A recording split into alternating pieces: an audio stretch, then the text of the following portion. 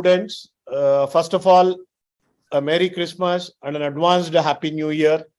And a lot of training is happening across the country. So many seminars, national seminars, mega seminars, a wonderful participation from all the students. The enthusiasm from the students was really amazing and a lot of things to learn and understand.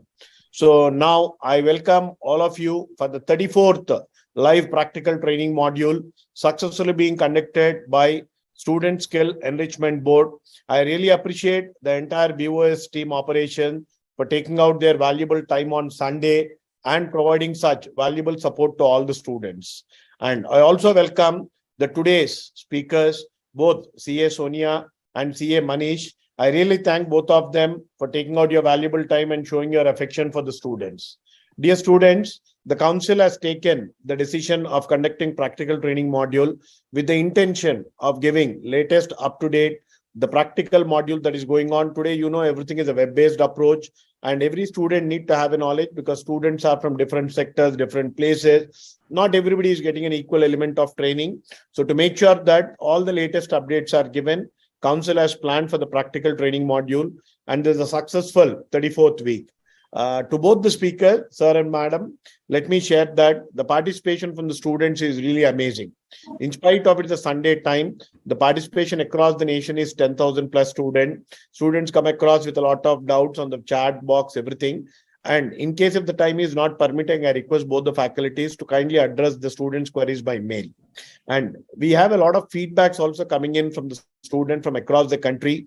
They were asking for the various topics because we have covered till now subjects like income tax, subject like MCA portal, subject like indirect taxes, subject like audit tools, a wide variety of things. And the speakers, I really thank them because they were amazing enough to share their experience and expertise knowledge.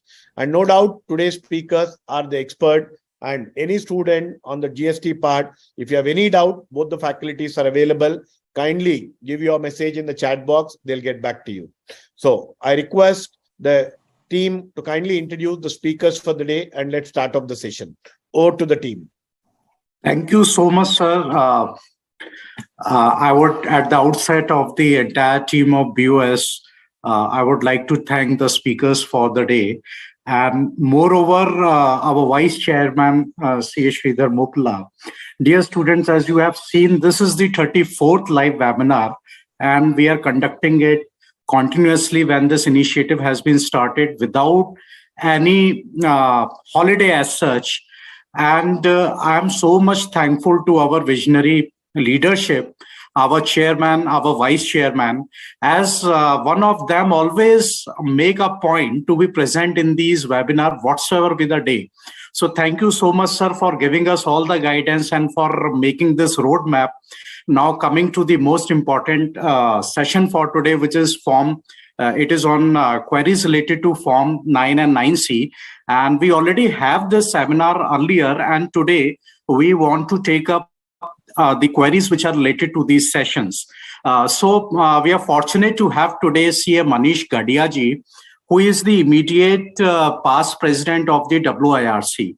So CA Manish Gadia ji is our visionary leader and a senior professional with practice experience in the field of GST and an exemplary writer of journals and co-author of various books with passion for inspiring professionals and students through imparting high-end quality education.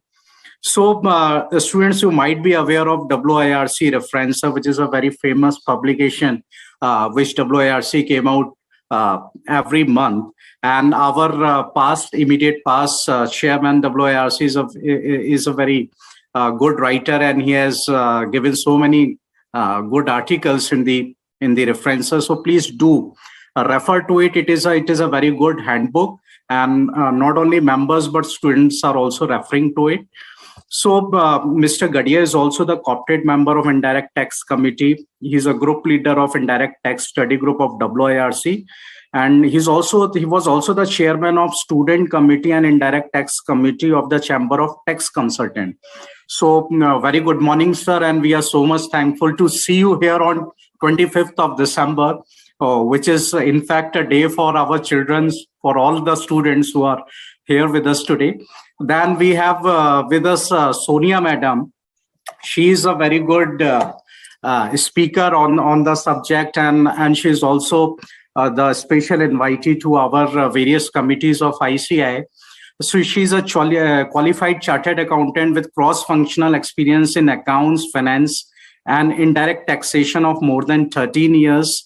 And she's also having a good experience in internal audit, tax audit, GST audit, and an altruistic hard worker bestowed with exceptional leadership skills, providing advisory services in relation to GST in the renowned industry.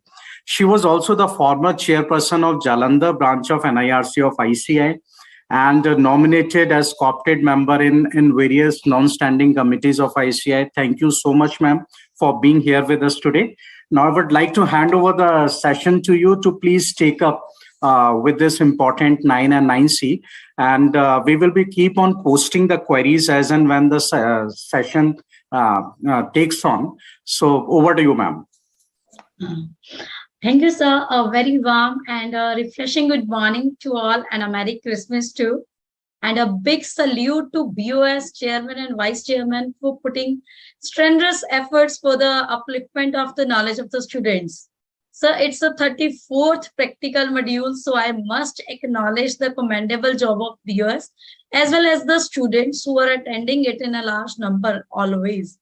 And I must say, a profession becomes life when passion is added to it.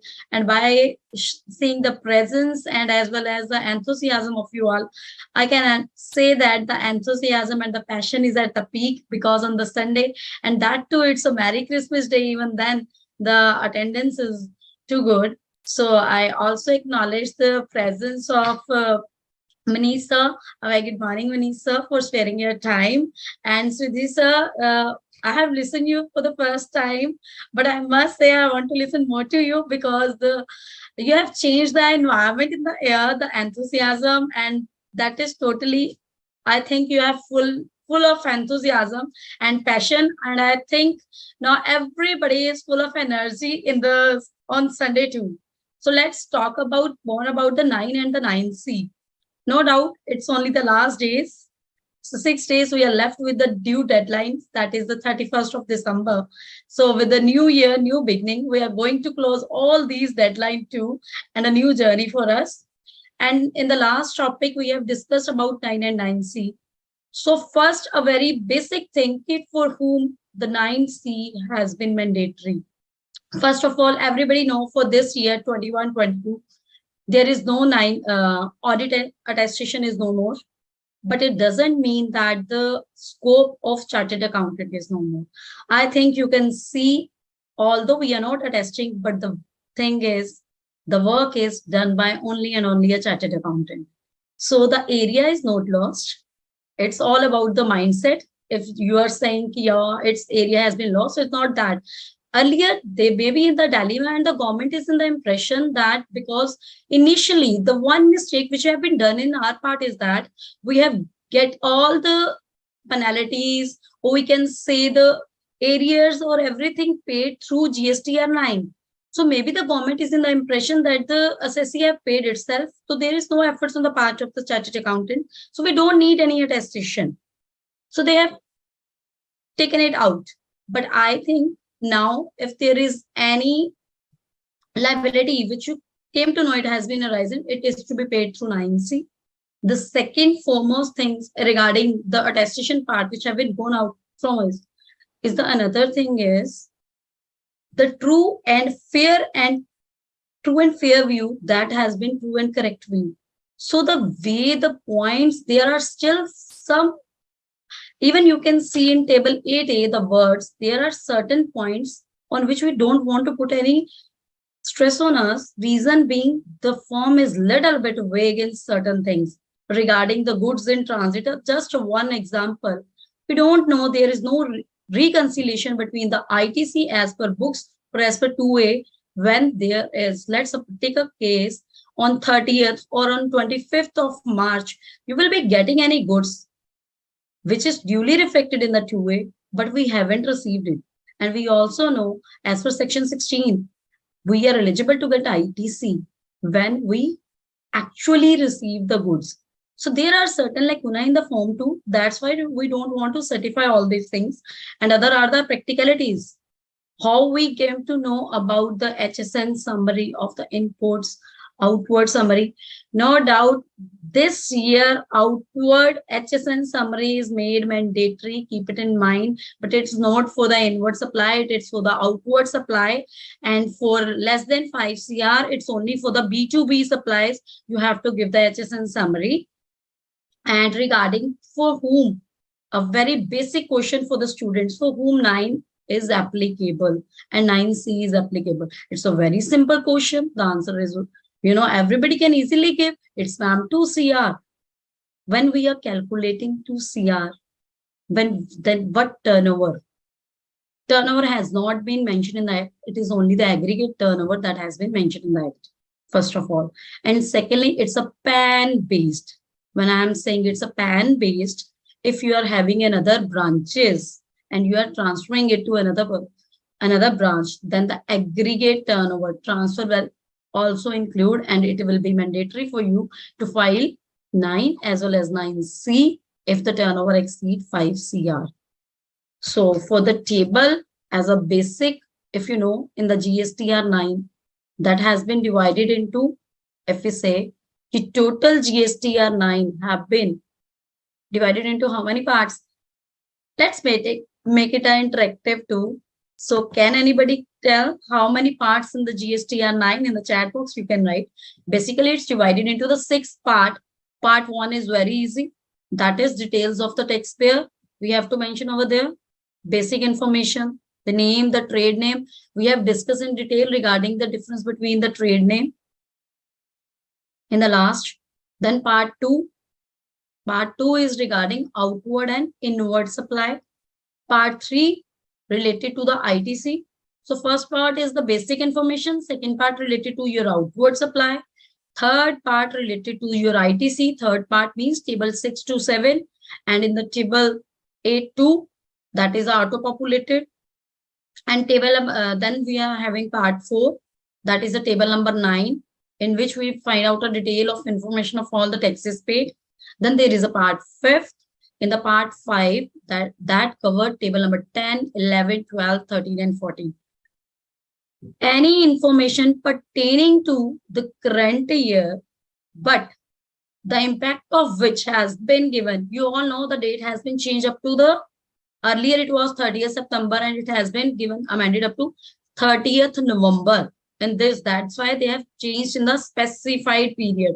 Earlier it was written 30th September. Now they have changed the wording to specified period. So at that time, whenever you are making a GSTR 9, just keep in mind, when we are talking about a year means 21-21 to, we all are making GSTR 9 INC for the April 21 to 22, March 22. If any entry pertaining to 21-22, which has been given effect from April 22 to November, the returns filed date till 30th November will be given impact in table number 10, 11 related to the output, 12 and 13 related to the ITC. And the last part 6, the division of part 6, that is related to the other information regarding table 15, 16, 17, 18, 19. Other demands and refunds, they are optional. For 18, HSN summary, they are mandatory right now. Before another part, I think let's start with Manish sir too.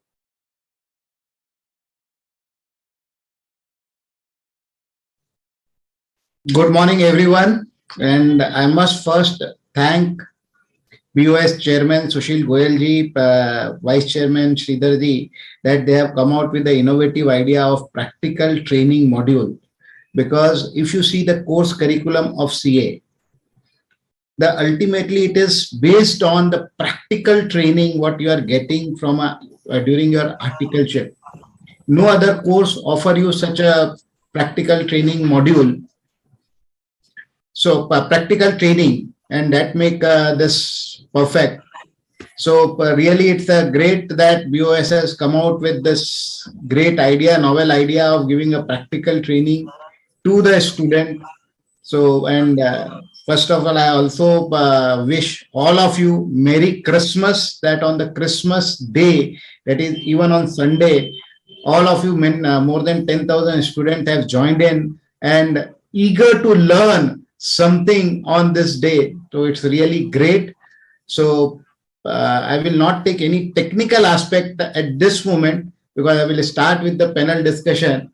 But since my co-faculty Aditya ji has also joined and Madam has already covered various changes what has been happened in GSTR 9 in a crisp way. So I request Aditya Maheshwari ji to continue with the same. Thank you, Manish ji.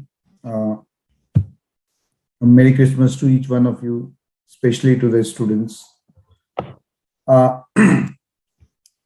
So today we are primarily going to focus upon the various questions that will come during the course of the panel discussion, because we already had session on GSTR 9 as well as GSTR 9C.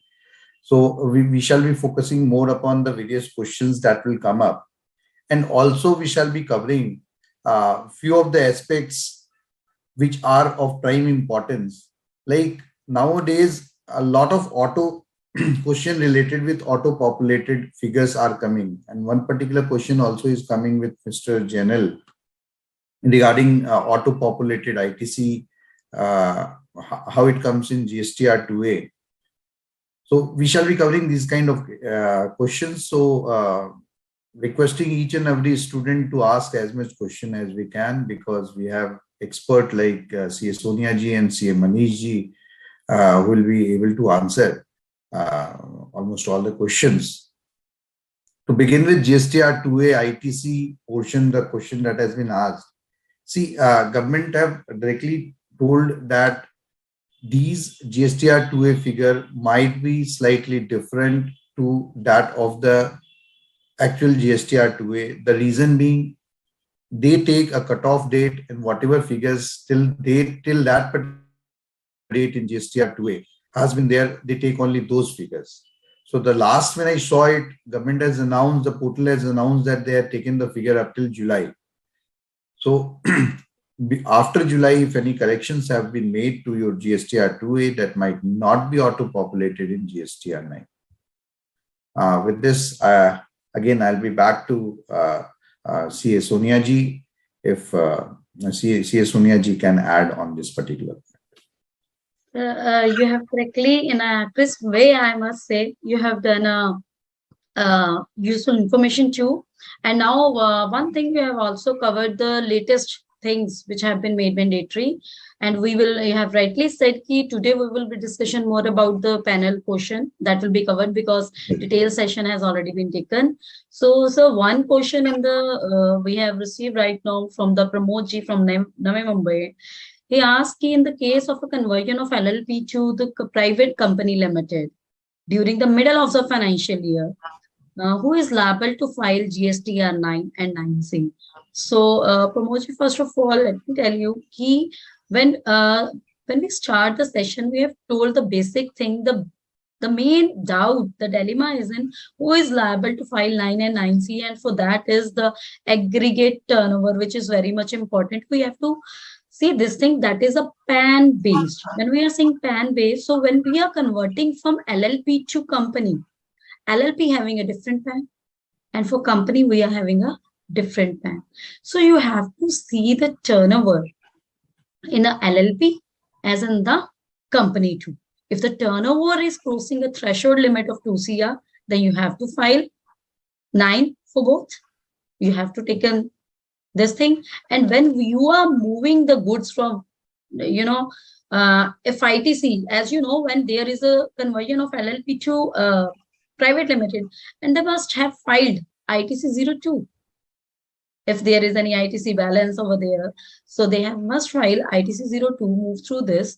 For turnover in the aggregate books of accounts, we have to reconcile as per 9C. But the another thing also is for calculating the turnover. This is not only the books turnover, that is a GST turnover, PAN based turnover, that is taken into consideration for 2 CR and 5 CR. So I think Manish sir and Aditya sir, if you agree or you want to Yeah, add on. I'm in total agreement with what you have told, ma'am, that the turnover, it may happen that the turnover of the LLP has also crossed 5 crore. In that case, LLP, irrespective of whatever period they have been into the registration, so they'll have to file the annual return. And let's take an example that both of them are having 1.5 crore rupees of turnover. So in that particular case, none of the LLP or the company is required to file in that particular case. So we can take it in Exactly. that way. So there are a number of cases even in the branches. Suppose I make a I'm having two branches. I transfer a goods of 3 CR to one branch and then to the another. Then they sell out 2 CR. Now the aggregate turnover as per GSTR is 5 CR. But as per books, because the same stock has been moved to one branch, then it has been sold, and we do netting in books of accounts. So it's not about the books of account, but it is the GSTR turnover when we are talking about the aggregate turnover. Then 9(9)C both will be applicable. And in the last session, we have already covered कि suppose in one branch or in one, not only the branch case, but there are simple cases, even one PAN holder take 2 or 3 GST number as per the business, their area of business, because earlier there is a restriction ki as per vertical, if you are having a vertical line only, then you can take number, but now there is no restriction. One PAN can take any GST number as per the area within a same state too. In another state, it's mandatory, but in the same state too, it's your own will.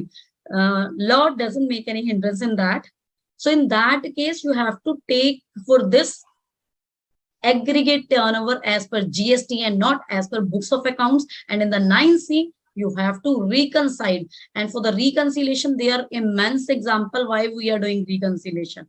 Because we know on freight also, if it is added in the invoice, and that also, that is a GST turnover, but this is not a turnover freight amount because we are getting it reimbursed back, and it may be net off in our books of account and it will not be reflected. Maybe there is a case in the P&L account, it will not be reflected too, because we have reimbursed it too and not shown on the credit side of the P&L. We have done it netting. In that case also, you have to see the GSTR return, that turnover. I completely agree with what Sonia madam has said, that aggregate turnover is really a meaning given to it by section 2 subsection 6, which is very important of CGST Act, and which says that aggregate turnover means it will include all your taxable turnover, all your exempt turnover, and exempt turnover also include your non-GST turnover.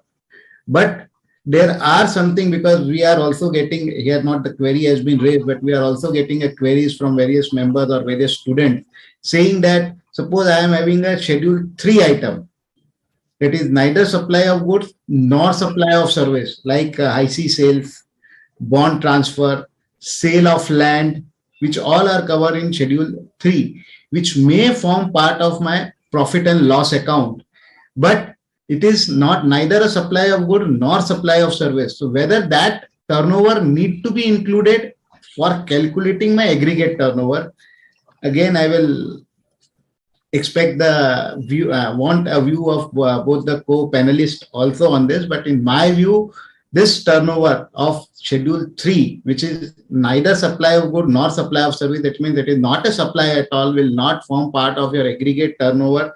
And for calculating that limit of 2 crore or 5 crore, as the case may be, should be excluded.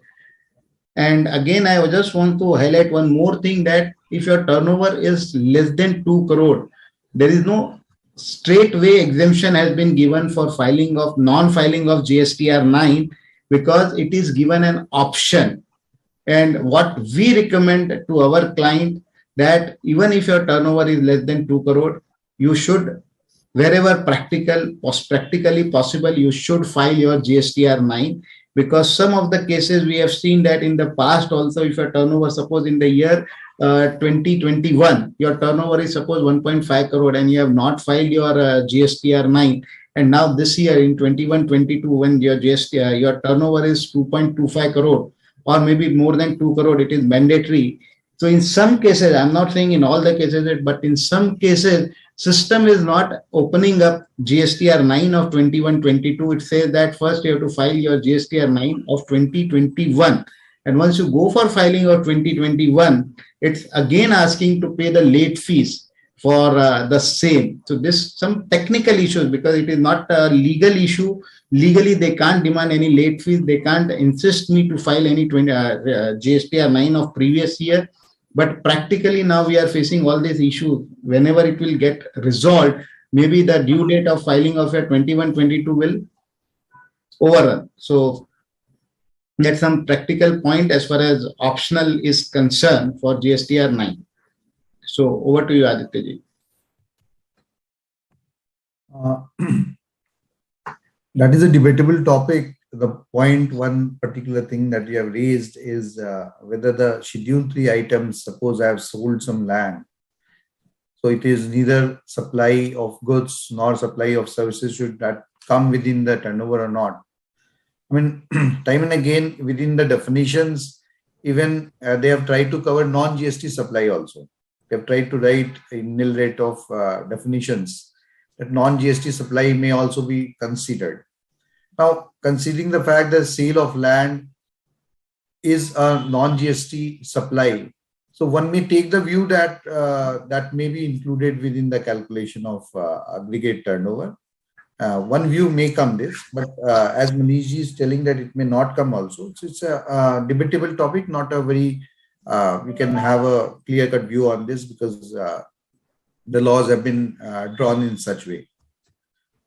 And ma'am, may I have a question from you regarding the point that you have raised in regard to the branches, as you are telling within the same state, if we have 3 GSTN and all 3 GSTN cumulatively have crossed the 5 crore rupees, so 9 and 9C needs to be filed. Yeah. So now the question will, are all the 3 GSTN required to file 9 and 9C separately? Yes, exactly. All have to file, even if one doesn't have any turnover or one have a turnover of minimum, we can say 10 lakh, 20 lakh. Every, that is a PAN based then.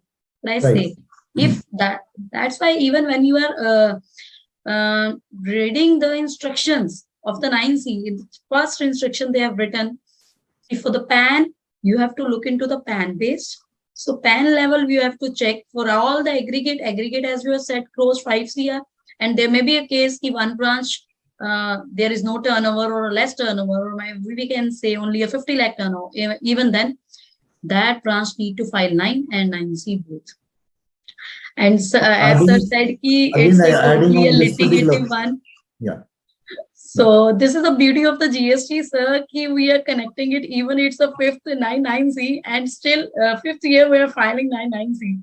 But still we are having so many point to debate for this. So this is the beauty of the GST, and they have connected all the professional as well as the connectivity, I must say, and networking have become strong because of this. If it is so simple and clear, then it's easy. I just want to add, Aditya. Branches, it's clear. Yeah. Continue, madam, please. So regarding the branches, I think we all are at a same point. Whether the turnover is less in one branch or more, that need to be filed. That all the branches, 9 and 9C is to be filed. Yes, for all the GST 10, they have to. Ma'am, I'll come back to you on the same point once again with some different question. But before that, Manish wanted to say and give some clarification. Yeah, because if you see the aggregate turnover definition also, section 2.6, which is very clear. And again, I just want to support one press release. Again, I'm saying that press release is neither binding on department nor binding on anyone.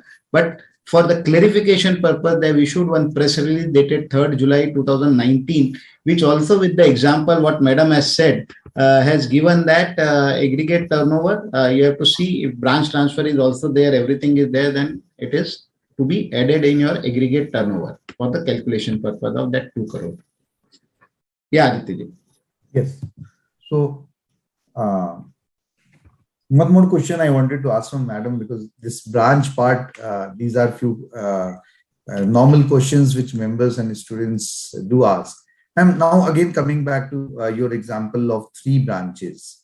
So all 3 branches will file it. Now in any case, the annual financial figure will remain the same for all 3. The audited financial figure of the total turnover, say it is revenue from operations and other income, we'll add the 2, and that we can consider it unless and until we have some other cases. Now the question is that, let's take an example. There are 3 branches. One branch has not made any sale. Another branch has made sales of 2 crore, and third branch has made sales of 4 crore rupees. So we'll start with 6 in 9C, 6 crore rupees. One branch 2 crore, another branch 4 crore, third branch 0. No. We will not start. We will start. It's a GST invoice. We will take it. And then in the RICO column, we will show as per financials. Because in the attachment, we make the attachment of branch wise. When earlier, when we are doing a taxation, then we add the balance sheet and P&L, that is the branch wise. So that is the branch wise and not the consolidated. We have to figure out. Okay. So you are telling that in that particular case, we'll have to take 3 different audited financial statements. Exactly. And in that particular case, we can have it. What if one particular audited financial statement is only coming? So then they make special for actually from where we drive the consolidated. To be very frank, when we are making a consolidated, but that consolidation is done only by doing the branch wise. We can't go straight away with the consolidation. Okay. It means working is there. There we have to show it. It's my view that your and Manish sir can add, please, and rectify too, sir. So Manish sir, would you like to add anything? Manish sir, you want to add something? Because I think that should not be given consolidated one. That should be the branch wise. That's why a reconciliation specifically of branch wise, because so we straight away never go to the consolidated figure actually. Practically also, if you look how we drive to the consolidated figure in the books of account, audited financial books of account, we make a branch wise trading account, P&L account, balance sheet, then we get it consolidated. It's for our ease we are making it. I completely agree with Punya madam what you are saying, because in GST, each GSTN is a separate, you can't say legal entity, but it's a separate SSC. And it is expected that all GSTR 9 and 9C has to be GSTN wise. So what we are taking is, what practically we are doing in our office is, we are asking each and every client where multiple GSTN are there to give GSTN wise trial balance to us. The first starting point is to have a consolidation of that GSTN wise trial balance, match the figure what is there in audited profit and loss account and balance sheet, and if figure matches, then we will start with the figure of whatever shown in the profit and loss account figure, that is a table 5 in 9C. We will start with that branch wise GSTN of P&L. GSTN wise P&L figure we are starting, and that what should be, that should be the starting point, otherwise it will not match at all. Right. Yeah. Just I'd like to add for the benefit of students, if we take the registration within the same state, 3 registration that we are talking of, so they will be called as distinct persons. And if one particular person has taken GST number registered in one state and another state, in that case, they will be called as taxable persons or registered persons. So within the same state, if we are taking different numbers, it is a classical example of distinct persons. Coming on to the next one particular question is popping up in the chat box is how to edit the auto-populated data in table number 9. I feel the query can be more specific if the respective student is there, and he can be more specific which field he is talking of, because there are many figures in GSTR 9 where the auto-populated data can be rectified, and there are many figures which may not be rectified. So that I feel the more specific question can be asked in this respect. But Sonia ma'am, can you please highlight something on this? So for the before auto-populated one word, I also want to add, you have mentioned a taxable person and registered person. So this is a very important thing I want to bring into the light of the student, because reading any section, please make sure that there is a difference, huge difference between a taxable person and a registered person. If your threshold limit, as you know, for specifically if you are dealing in goods, it's 40 lakh. And if you are dealing both in goods as well as service, it's 20 lakh. If your limit cross 20 lakh or 40 lakh, whatever be the case, and you don't get registered, then you are termed as a taxable person. But if you get registration, then it's a registered. So when we are reading section 35, 44, everywhere, 949C, they have written a registered person is required to file a GST 9 and 9C. So if anyone who's later on, there may be a cases, as I'll give an example of a land, person say hold a land or a real estate, when there is an investigation or something by the department, and they came to know you haven't taken the GST number, but you are liable, you are taxable under the GST regime, and you have to pay. In that case, whether the penalty or the late fee on the GST 9 or 9C will be levied, that is the question that that come up in our mind. So the first one is, as per my view, sir, it's only the registered person who is required to file 99C. And the another one is why we are so much panic about the 31st December, because there are some are in the impression that the penalty of 50,025 each under SGST or CGST will be levied. So, sir, what your opinion, Aditya sir and Manish sir, whether that will be levied? Because as per me, only the late fee 100 per section, that is a 200 per day, that can be levied. But regarding the panic of 50,025 each in the act, is it if the 31st we file the return after 31st? What your opinion, Aditya sir, Manish sir? Yeah, first I will answer the question what Aditya ji has raised. The question that what has been raised by, I think, Amit, that how you can edit auto-populated data in table number 9. I presume table number 9 of you are talking about GSTR 9. So in that, the tax paid figure, what is coming is directly coming from your GSTR 3B, what you have filed. So that figure you can't edit because it is already there, you have paid. So it is not editable. Coming to your question is GST, as far as late fees is concerned, they have given 100 rupees per day for non-filing of GSTR 9 in each act. So practically 200 rupees subject to maximum 0.25% of the turnover. That is what the late fees is there.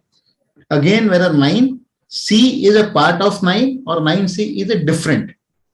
Because if you going to the act, it says that if some late fees or some penalty has not been prescribed for any law and in any default, then a general penalty of rupees 25,000 each law will be leviable. So that is how you interpret 9 and 9C. Because previously what we used to see is 9 is to be supposed to be filed by only the SSC with his signature. 9C is supposed to be filed by the auditor and signed by both auditor as well as SSC, like a GST auditor. That what we call a GST audit also at that point of time. But now after 2 years, they have removed that authentication that already Sonia ma'am has covered in his inaugural speech also. And you also aware that now it has to be certified by or it is to be signed by only the SSC. And annual return, 9 is an annual return and 9C is a reconciliation statement. So in my view, these are the two separate forms. And if it is a two separate form, then if no penalty, specific penalty has been given, then it will fall to a general penalty clause. But again, I will repeat that penalty will not be leviable upfront. For that, they have to issue a show cause notice.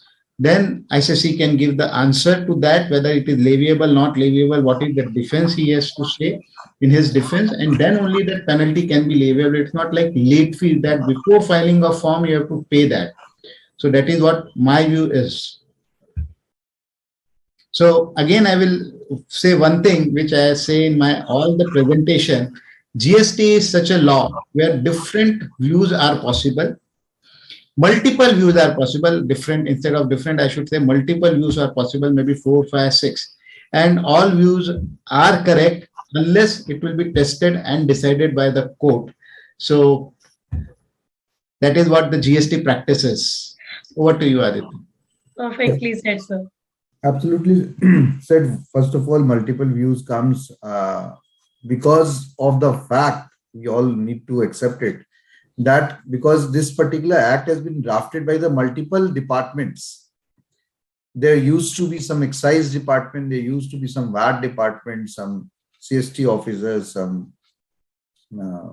excise officers, custom officers. So they have tried to take the views of each and every different department. And as a result of which there has been some,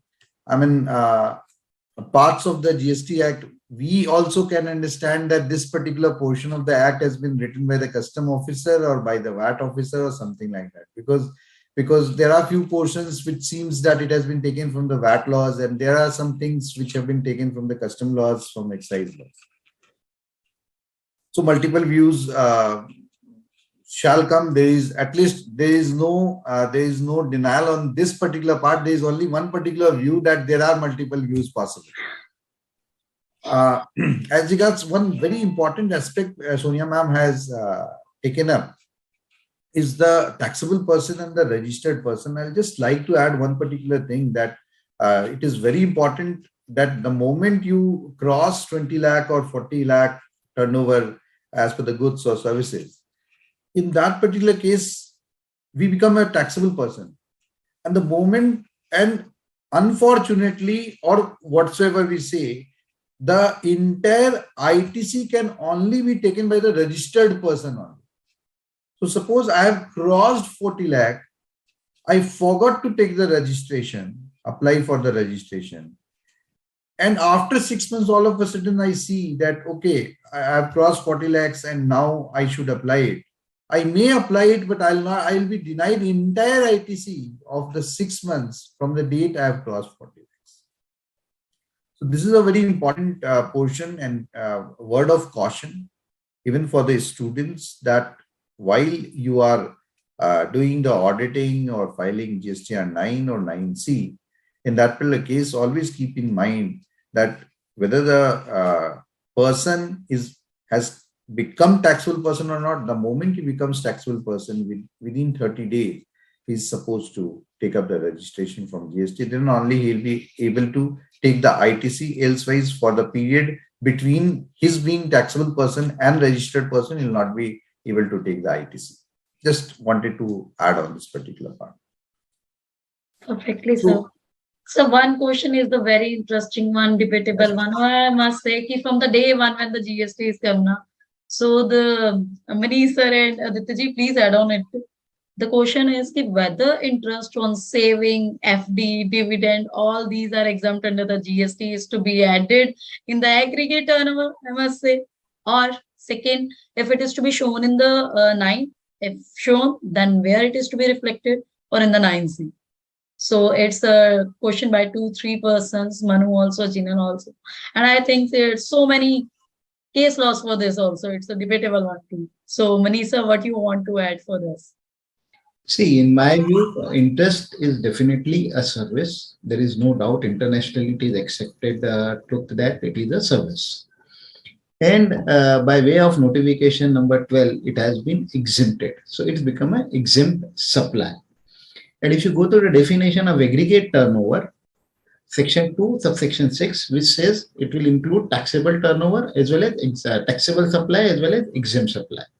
So for calculating that limit of aggregate turnover, maybe 20 lakh, maybe 40 lakhs for registration, or maybe the 2 crore or 5 crore as the case maybe for GSTR 9 or 9C, it has to be treated as exempt supply, and that turnover need to be included. So that is the first question what you have asked. In my view, that is what but again, we have to keep in mind that once you are going to calculate rule 42, that is section 17(1)(17)(2), 2, where you have a taxable supply exempt as well as exempt supply both. And there you have given exclusion saying that in case of other than NBFC, bank and financial institution, that aggregate, even if there is the interest, it will not be treated as part of your exempt supply. Only for that limited purpose, that interest to be excluded. Otherwise, it has to be included all practical purposes for calculating the turnover or your aggregate turnover. Aditya ji. Yes. Aditya ji, one more thing I just want to add, because I remember one thing you said that it is made by multiple authorities like custom, excise, service tax, VAT, and VAT also different state.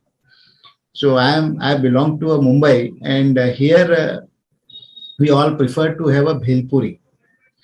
Whether you have heard or not, I don't know. Bhel puri is like, so there you have to mix various things like kurmura, save, vegetable, chutney, and then only you will get a taste of bhel puri. So I always say that GST law is something like a bhel puri. So over to you, Aditya ji. Thanks, sir, for adding flavor in the Merry Christmas Day too, for giving a bhel puri in the morning, reminding of that to all the students. Yeah, Aditya sir. Yeah. So in my very humble view, the interest, all the interest figures should be added. For sure, when we work on the ground, we find some difficulties not taking interest because the data which comes to our offices are normally business data. And the savings bank interest and these all figures might not come at the time of filing or might not be known to us at the time of filing. That's a separate issue. So in that particular case, if it has been missed, we have to make the assessing officer understand. But as far as the academic discussion and the technical part is concerned, for sure, all kind of interest, be it from savings bank or from fixed deposit, it is well within the definition of services and should be considered as exempt supply. And in that particular case, when it is exempt supply, it should come in GSTR 9. GSTR 9, we have to mention this particular figure. Even if it has not come in 3B, at the time of 3B, we might have missed this particular portion. We should include it in GSTR 9. By any chance, even if we have missed it in GSTR 9, we should include it again in GSTR 9C. Because the more the fairer picture we'll put in GSTR 9, that will give us better way to clarify our stand at the time of any scrutiny or at the time of any assessment being made by the GST officers. And nowadays, every department, be it GST department or the CBDT, they are exchanging the data from each other. So we need to keep in our mind that exchange of data shall happen in the years to come. And in that particular case, they may come up with a view that since you had some income from other sources also, kindly explain why the same has not been included in your turnover in the GSTR 9. So we have to keep this in particular mind. So it is always better to include it in the exempt supply. Yes, from practical point of view, slightly becomes difficult because generally individuals maintain two separate books of accounts, one for the businesses and another for non-business segment. And for the non-business segment, let me be very, very transparent that they do not maintain books of accounts practically. They know that it is out of their disclosed income and they keep on maintaining the passbook and other things. So at times it becomes difficult. That's a separate issue. But yes, we should consider it. Exactly, sir. As you have said, nowadays there is a interchange of data between the income tax department. And more, I must say, now you can't say you are doing only income tax practice and don't know about the GST. Yeah. Then, to be very frank, very soon you are going to, curtail your clientage too. Reason being, for tax planning, you have to see both the angles, income tax as well as the GST. Let's take there are n number of examples regarding for the old age. We have seen there are so much interest, FD interest, saving interest, but for some guide them, You can put rental income also to add this, but just adding a small crunch of the rental income, you come into the ambit of the GST, because the aggregate, then it's not about the 20 lakh slab. It's about the aggregate turnover, as Manish sir already told ki for the aggregate turnover, it includes the exempted one, and for the exempted, interest on FDs and saving account, all will be covered. For all the old citizen, we have to keep into mind ki whether we have to add rental or not. And same is the case with the doctors too. When we are doing the finalizing the balance sheet of our doctors, all are exempted. They are not. If you are dealing exclusively in the exempted supply, then you need not to take the GST number. But if even a single rupee, another taxable one under the GST, you add on, then you will be a taxable person. You have to get the registration. So I think income tax as well as the GST, knowledge of both need to be have while doing the tax planning for a client. So, sir, the another question and the interesting one is the common error, I must say. Either they haven't mentioned there is a, they have Nitika Sharma, they have asked there is an interchanging of a data between CGST, SGST and IGST. No doubt there is an interchanging, but you haven't mentioned whether it's an interchanging of output or interchanging of the input. What's that? Because both the errors, they are commonly, can be seen. You have to take the, let's take an example of the ITC. You have to take IGST, but in the books, by mistake, you have taken CGST and SGST. So the correct way is to amend it while doing GSTR 9, I must say. If while filing 3B, because in 3, you all know tax is to be paid only through 3B, no otherwise. So if in the 3B, you have taken the input CGST, SGST instead of IGST. So what will be done? In the GSTR 9, in the 2A auto-populated column, it will be reflected in the IGST column. Then what you have to see, there will be a higher amount if there is no other error. More amount in the auto-populated in the IGST and less in the CGST, SGST. Then what you have to do, just take IGST as per GSTR 9, then reverse CGST, SGST. Or best way is, if you are not having a balance in the credit ledger, pay SGST, CGST and take a refund of IGST. What you say, Aditya sir and Manish sir? I completely agree with you, Sonia madam. Two ways, that one is the liability side, one is the ITC side. ITC, if you have claimed a CGST, SGST instead of IGST. So now IGST, can you claim it? Because we presume that now you are filing GSTR 9 in the month of December itself, and the due date of taking credit of last year was 30th November in 3B. So that will be again a challenge, that claiming a correct ITC. So in my view, that you can't claim that IGST now, but CGST, SGST, to that issue is there, so you have to reverse it. As far as the liability side is concerned, your output turnover is concerned, so better you pay the correct tax now in GSTR 9 and claim the refund, what you rightly said, of the correct what you have paid excess. Over to you, Aditya. Totally agree with Sonia ji and Manish sir. For sure, for the time to take the ITC in respect of 21-22 has expired 25 days ago, that is 30th November. So by 30th November, whatever interchange of the things that we have already done, so that too we will be able to claim it. For the rest portion, we will not be able to claim it. So now if we see that instead of IGST, we have taken CGST and SGST, in my opinion, will not be able to take the input of CGST and SGST. And even our IGST, ITC may also be disallowed.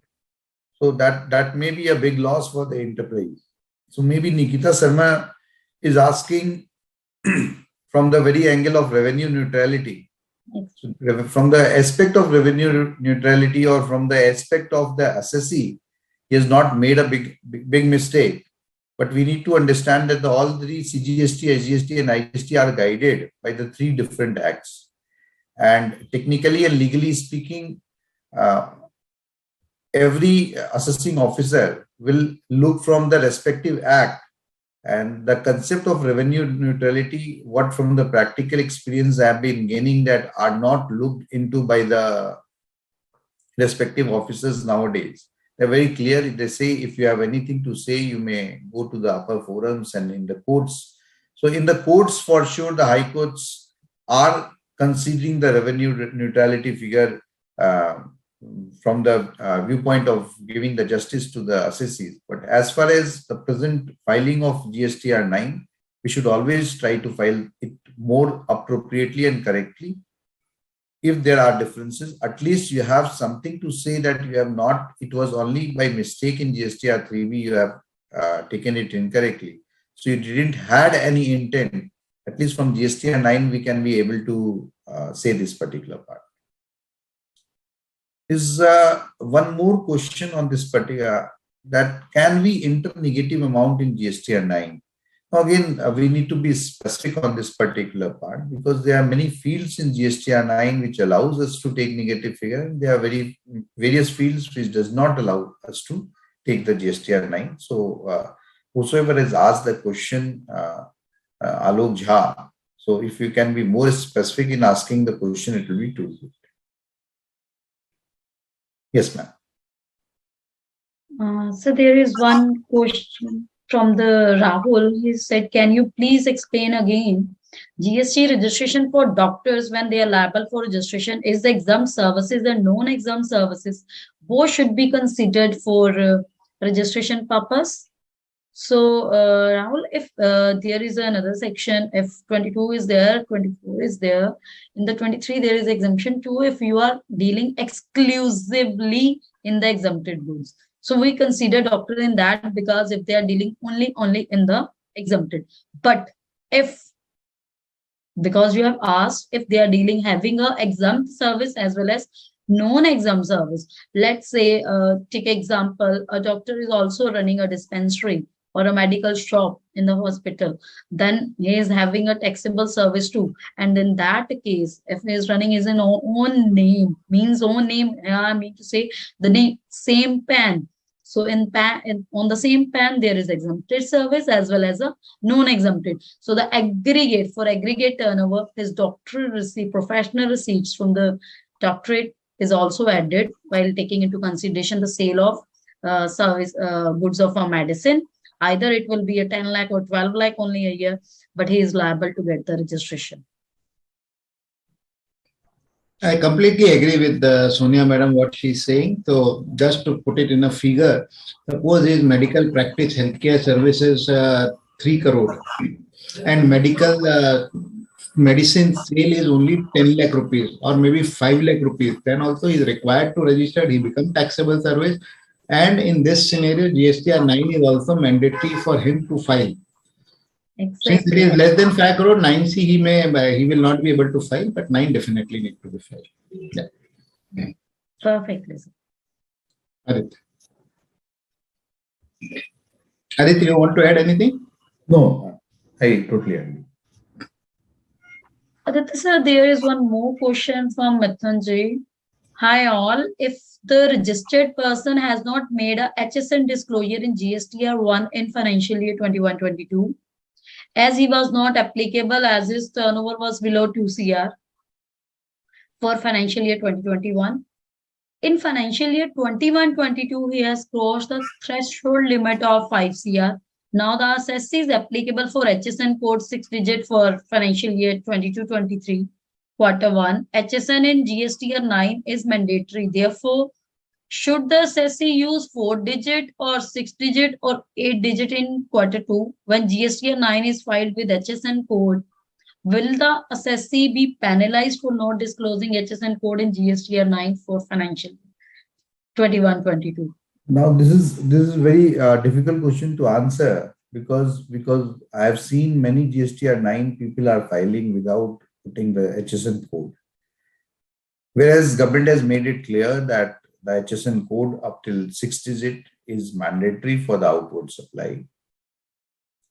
So whether you have filed it in GSTR 1 or not is not, you cannot take the plea that we have not filed in GSTR 1, hence we will not be filing in GSTR 9. We need to be absolutely clear that if we are filing our GSTR 9 without putting up the HSN code, for sure we are making some mistake.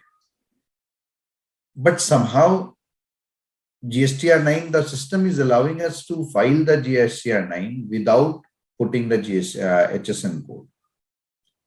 That does not mean that our GSTR 9 will be correct if we are not putting HSN code. Now the question comes, what kind of penalty can be raised on this and what will be repercussion? So till now, we do not have any big steps taken by the government in this particular, by the officers in this particular regard. One may say that entire GSTR 9 is a defective return and may be deemed to have not or never been filed. One may say this, an officer may take this particular viewpoint also, because in the income tax, defective return is a very, very common thing. So, or one may say that I will enter into the general clause and impose a penalty of 25,000 each for this particular portion. At this particular point, it is only advisable to file HSN code, ask from the clients that please provide HSN code. You have not put it in invoice or you have not put it in GSTR 1 is not a final conclusive thing that HSN code cannot be obtained. We know the items that we have sold, and it is always better to obtain the HSN code and put it in the GSTR 9. So non-putting of HSN code in the GSTR 9 in wake of practical difficulty cannot be taken as a plea of putting of the figures. So if we are not putting it, we are going into a big risk. Maybe there will be no risk. That's a separate view. GST is a new law. Till now, none of the years we can say the assessments have been fully completed. It is only after 5 years, after 5 years from the due date of the annual return, we can say now that particular year is fully complete. So we have not entered into that particular regime wherein we can say when the 17-18 is fully complete and no one can question us in 17-18 era. So in my humble opinion, HSN code needs to be there. Manish. I completely agree, Aditya. What you said is totally that you can't take a plea that this is not available. So that penalty may be leviable of that general clauses. Completely agree with you. So again, a question from Mithuna, a very interesting one, the benefit of, the waterfall effect, which we are using it from 17-18, and this is the only reason from Jan 22 2B has been put in place, because that is the static one. And we all know in the while filing 3B, it's only the ITC amount and not the invoice value of the purchase inward that is reflected. And that's why the waterfall effect, the benefit of this is availed by all. Which ITC has been taken or not can't be identified. But right now, as 2B is in place, we all know from Jan, he can't take this thing. But he is asking in the previous year, 21-22, ITC have written, just a minute. His question is, can he take the waterfall effect of the FAF skipped ITC in the financial year 21-22, which he technically can't take after 31st of November. But I want to say, can he make a waterfall effect to adjust retrospectively in the financial year 22-23? No, not at all. No, we cannot take. Once gone, it's whatever gone. So the word waterfall, it's very easy to say, but the thing is, when you are practically doing it in the industry or a manufacturing concern, the trail can be easily identified because the gate register entry is there, purchase register is there, docket number is there. You can easily check. One way we are saying we are not mentioning the purchase amount, it's only the ITC amount, but it is the ITC amount which is derived from the purchase amount, and there is a proper trail from where we get all the data. So it can be easily identified if during audit they came to know about it. I think it can be easily traceable. So we will not suggest for the waterfall one. It's the risk appetite, I must say, depending upon the quantum of the ITC and other things, and the other internal system in the that for that concern for which we are asking for. It's only about that. It's not the thumb rule or a one-way answer. You have to look into the another things too. Am I right, Manisha? You want to? Completely, yeah, Aditya. 2022, the ITC cannot be taken if we have not taken through 3B. So within the instruction of annual return also, government have clarified time and again that no ITC through GSTR 9 can be availed. And the time for taking those ITC in 3B has already elapsed. Now, if it is there, you may take it in GSTR 9, that's a separate issue. But for sure, such ITC at the time of assessment will not be allowed. If you want to take the risk, as ma'am is telling, that's a separate issue. But following the law, it is absolutely clear. And I always, because of the change in the era and because of the technological developments, now at the time of GSTR 9, we need to be more cautious. See, we have received in one of the cases, I am from West Bengal, and in one of the cases, we have received a question that I reside in Siliguri, and Siliguri is very close to Assam. So somehow people of other parts of the country consider Siliguri to be in Assam. And they have written in their 2A the place of supply as Assam. And we are in West Bengal. Now I am of a bona fide claimant of ITC, and the officer is not allowing me the ITC because the place of supply mentioned in 2A is Assam and not of West Bengal. Very frankly, in 1718, by no virtue of imagination, I could have thought that the government will go to this particular aspect, that they will be going into 2A and check whether the place of supply as West Bengal is given or not. Then only a registered person of West Bengal will be able to take the ITC of this. So please try to understand the magnitude or the detailing which the government is doing with the data. So if something is not being reflected in 2A and is incorrectly being reflected with 2A, those are really creating some problems. At the time of 2A, rather the reconciliation of 2A has become very, very important. By mistake, if somebody is putting an invoice as RCM, and if it is not a RCM case and they have charged FCM and all, there are cases where the officers are re-asking for your payment of RCM. So we need to be very, very cautious at the time of taking the ITC. So I think most of the students have a doctor clients more, because after that they are still asking for one more question and worried about the if there is a so the current from column is asking, doctor having interest from FD along with professional income exceeding a limit, should he take GST registration? So the current I have already stated in the if you are dealing exclusively in the exempted supply, and Manish sir have already said ki interest from FD is an exempted supply, and professional receipt is also exempted supply. So if he is not having any another taxable supply, so he need not to get any registration. So be relaxed. I think you all are having going to get a good revenue too, because your clientele is all the professionals one, the doctors one. 4 to 5 questions regarding the doctors only. So, and another question, so the client. I have one particular thing on this particular part is that let's take an example. It was much talked in 17, 18, 18, 19. That let's take an example. The doctor has sold the car. So the sale of the car by the doctor is again a taxable goods.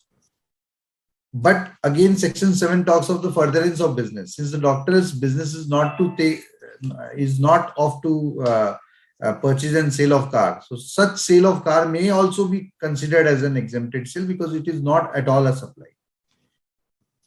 So doctor is not supposed to. I've just tried to take one more example. Elsewise, whatever Soniaji has told, that doctor is not supposed to take the registration, even if they are having some interest income of whatsoever quantum. I'm totally in agreement. Yes, yes, ma'am. Next question.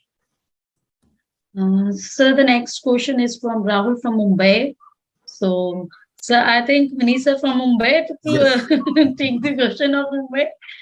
If I pass new debit note and credit note, as the case may be related to 21-22 invoice after November 22, will it be considered?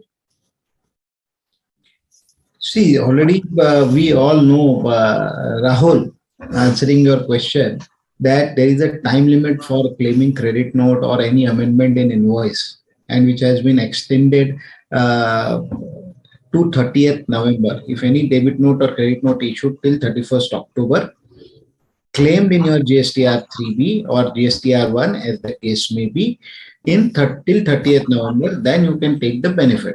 Otherwise, that benefit will not be available as far as the credit note is concerned. As far as debit note is concerned, so if you are paying any taxes, so definitely government will accept that tax, and that liability will be there, but benefit will not be given of any credit note or any reduction in the value of invoice. So that is from my side. Exactly. So just want to add one thing. There is a difference between, there are two debit note, credit note. One is the GST one and another one is the financial. There is no time limit for the financial one because that's not having a GST impact in the GST.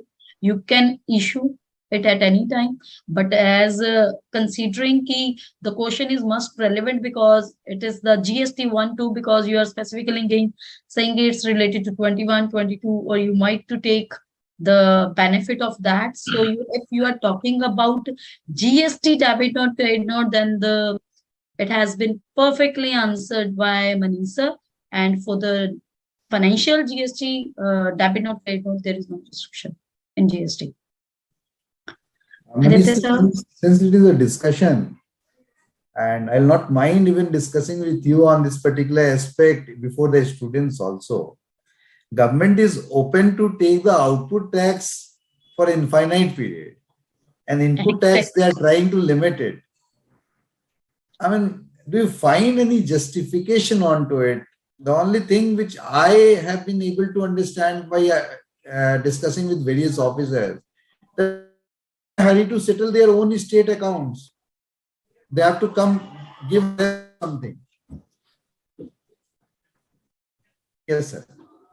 I completely agree with you, Aditya ji, on this issue, that I always say the government is only a lena bank. Jo lena hai, wo to lena hi hai, wo to mera hai hai.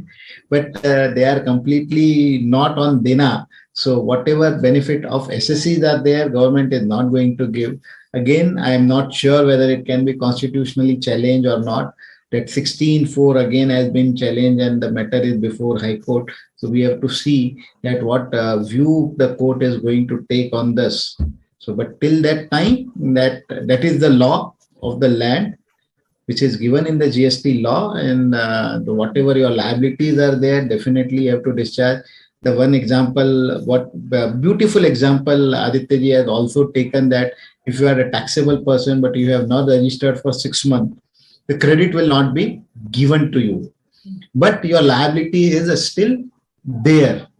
And at the same time, your liability is to pay and you are liable to pay the tax. But at the same time, since you are not registered, your client, your customer is also not going to get any credit, whatever tax you have paid. So it's a double loss to the SSC. But again, this is the law of the land. Right.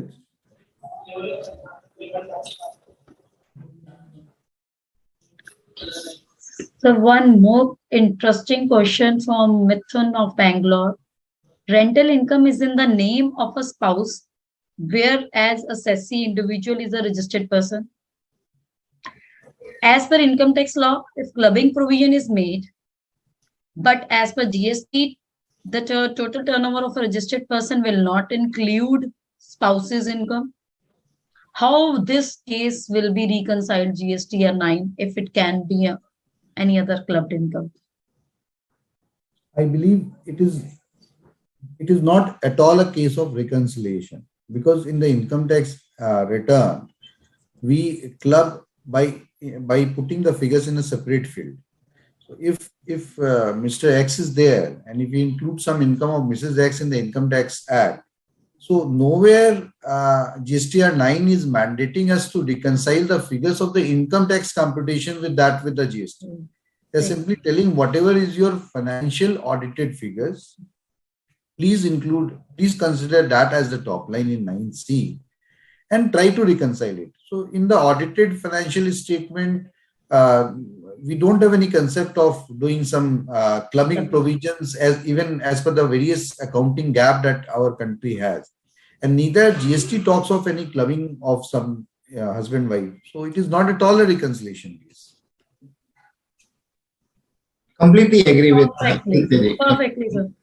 The student may be in the impression we are doing a reconciliation. We are doing a reconciliation of audited financial statement with the GST turnover and not with the computation of your income tax. There are a number of cases in the income tax where we are adding the incomes. It's not about the income tax and the GST reconciliation. It's about the audited financial statement and the GST turnover, which we are comparing.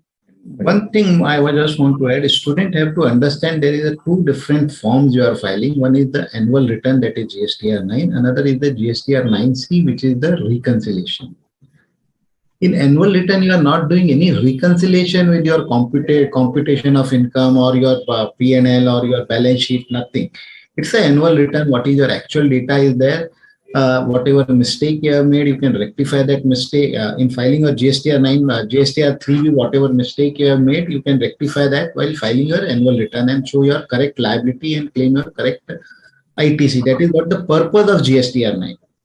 GSTR 9C is the reconciliation, as Aditya ji has rightly said, is the reconciliation between your audited financial statement and your annual return, what is GSTR 9. It is not any way is a reconciliation between computation of income. Computation of income is totally different.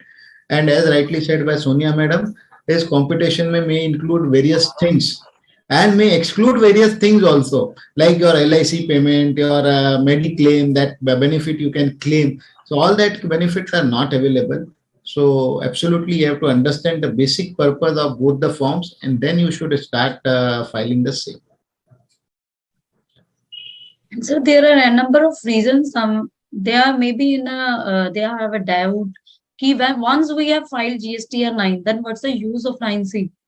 This is a very common question that's come up in the minds of the students. If everything has been perfectly given in the GSTR 9, it has been filed, it's correct, then why we are filing 9C? So Manisha said there are rightly said there are n number of reasons. We have to give the RICO between 9C and 9, because in the 9 we are giving GSTR taxable turnover, everything we are mentioning over there. But there are turnover as per GST, but this is not a turnover as per Income Tax Act. Example are immense. As I already told, there are certain expenses like freight, packing, investigation that you are adding in your invoices. You are taking it from your client, but later on you are reimbursing it, and it may be netting off in your books of account and it not at all reflecting in the audited financial statement. But still, because it has been mentioned in the invoice, need to be taxed at the same rate as the rate of a goods. Then it's not about the freight, it is to be taxed at 18%. If you are dealing in 28% item and you have charged freight from your client and put it in the invoice, then the freight is also taxed at the rate of 28%. And in that case, your aggregate turnover and the turnover as per Income Tax Act will vary. So basically, these are the differences which we are going to do reconciliation in the GSTR 9C. This is only one example. We are having ample examples why we are making this reconciliation. Right. Completely.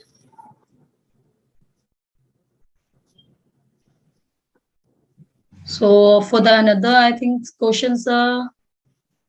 So one have written confusion regarding input goods. There is a confusion, but what's the confusion? You have to mention bache that. What's the confusion? Because you have simply written confusion regarding the input goods. I mean, her confusion could have been that is it possible to avoid categorizing the entire input into inputs, services, and input goods? So till 2021, it's there, but from now onwards, 21, 22, you have to give the bifurcation. Yeah, you have to give it. So maybe the internal wish of the student could have been that please say that it can be avoidable so that we can have lesser work to do in offices. Avoidable earlier, not now. And the best part is that while filing GSTR 3B, you won't have that segregation of capital goods input and input service. So again, the client is not providing that data, may not be providing. I'm not saying not providing, may not be providing, but as rightly said, Aditya sir, in the beginning that whatever data is there, you have to give correctly. You can't say that client is not providing data, so can I skip filing my HSN code? So like something like that. So you can't avoid that. You have to give that data. So I think 1 year or 2 years down the line, the things are going to be changed tremendously. As you all know, while as in the audit report also clause 44 has been inserted this time. And they have been a hue and cry because they are not maintaining the data in this way. So I think it's only 1 year or 2 years down the line. Afterward, everything will be streamlined. Client will know, software will know what information. And I think this is the beauty of the GST too. The transparency is there, and I must say that so much data they are getting. So now it's not easy to make another person a fool. Absolutely, absolutely right. What you are saying is, so you have to give all the data correctly. And this year only some small things they are asking. The best part is that still table 14 of GSTR 9, they have made it optional. So the major challenge will come maybe next year or maybe next years when they will ask for the reconciliation of table 14, expense wise reconciliation of your input tax credit. Exactly. So rest all data, so they have made, this is, if they have made this optional, then the filing of GSTR 9 is very, very, very simple, I can say. Whatever data they are asking.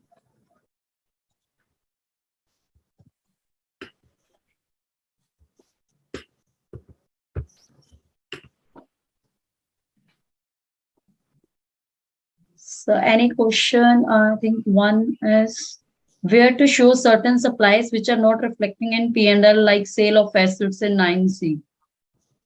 Sale of? 9C. Sale of assets in 9C. Where to show certain supplies. Sale of? I am not clear. Sale of? Assets. Asset. Assets, I want to say machinery. That's again. This is also one of the example. So as I've said, there are a number of examples. Your audited financial statement is not. There is a perfect case of sale of machinery. Let's suppose you have sold a machinery. That is taxable under the GST because it is in the books of accounts. So your GST turnover is more. But in the books, as you know, there is no sale of goods, machinery, because we are dealing in the blocks system as per Income Tax Act. So you are having another block to exist, a block exists. We are taking example. Block exists, then there will be a no income as far as the audited financial statement are there. Then you have to show this RICO in the 9C. Yes. Absolutely.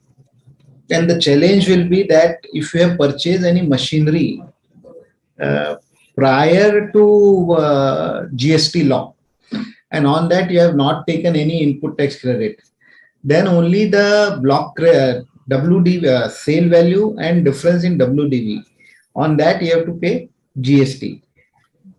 And the challenge will be if there is no difference between WDV and sale price, you have sold the machinery on WDV itself, then on the front of P&L it will not come, only the balance sheet may, once you go to the fixed asset schedule, there it will come. So again, just a precaution that if you are filing your 9 or 9C, so looking at only profit and loss account will not suffice. You have to see the balance sheet, each and every item, and apart from balance sheet also, in some cases, you have to see the agreement also, because maybe a cross charge or maybe a barter transaction. There are many barter transaction on which GST is leviable, which will not form part of your profit and loss account. So this to capital good, definitely you will find out from financial statement some or other ways, but barter transaction is very difficult to find out. Very true. Ma'am, with your permission, can I take one particular part, but that might take another 10 minutes or 15 minutes for me to cover. Perfectly, sir. That is in regard to amendment.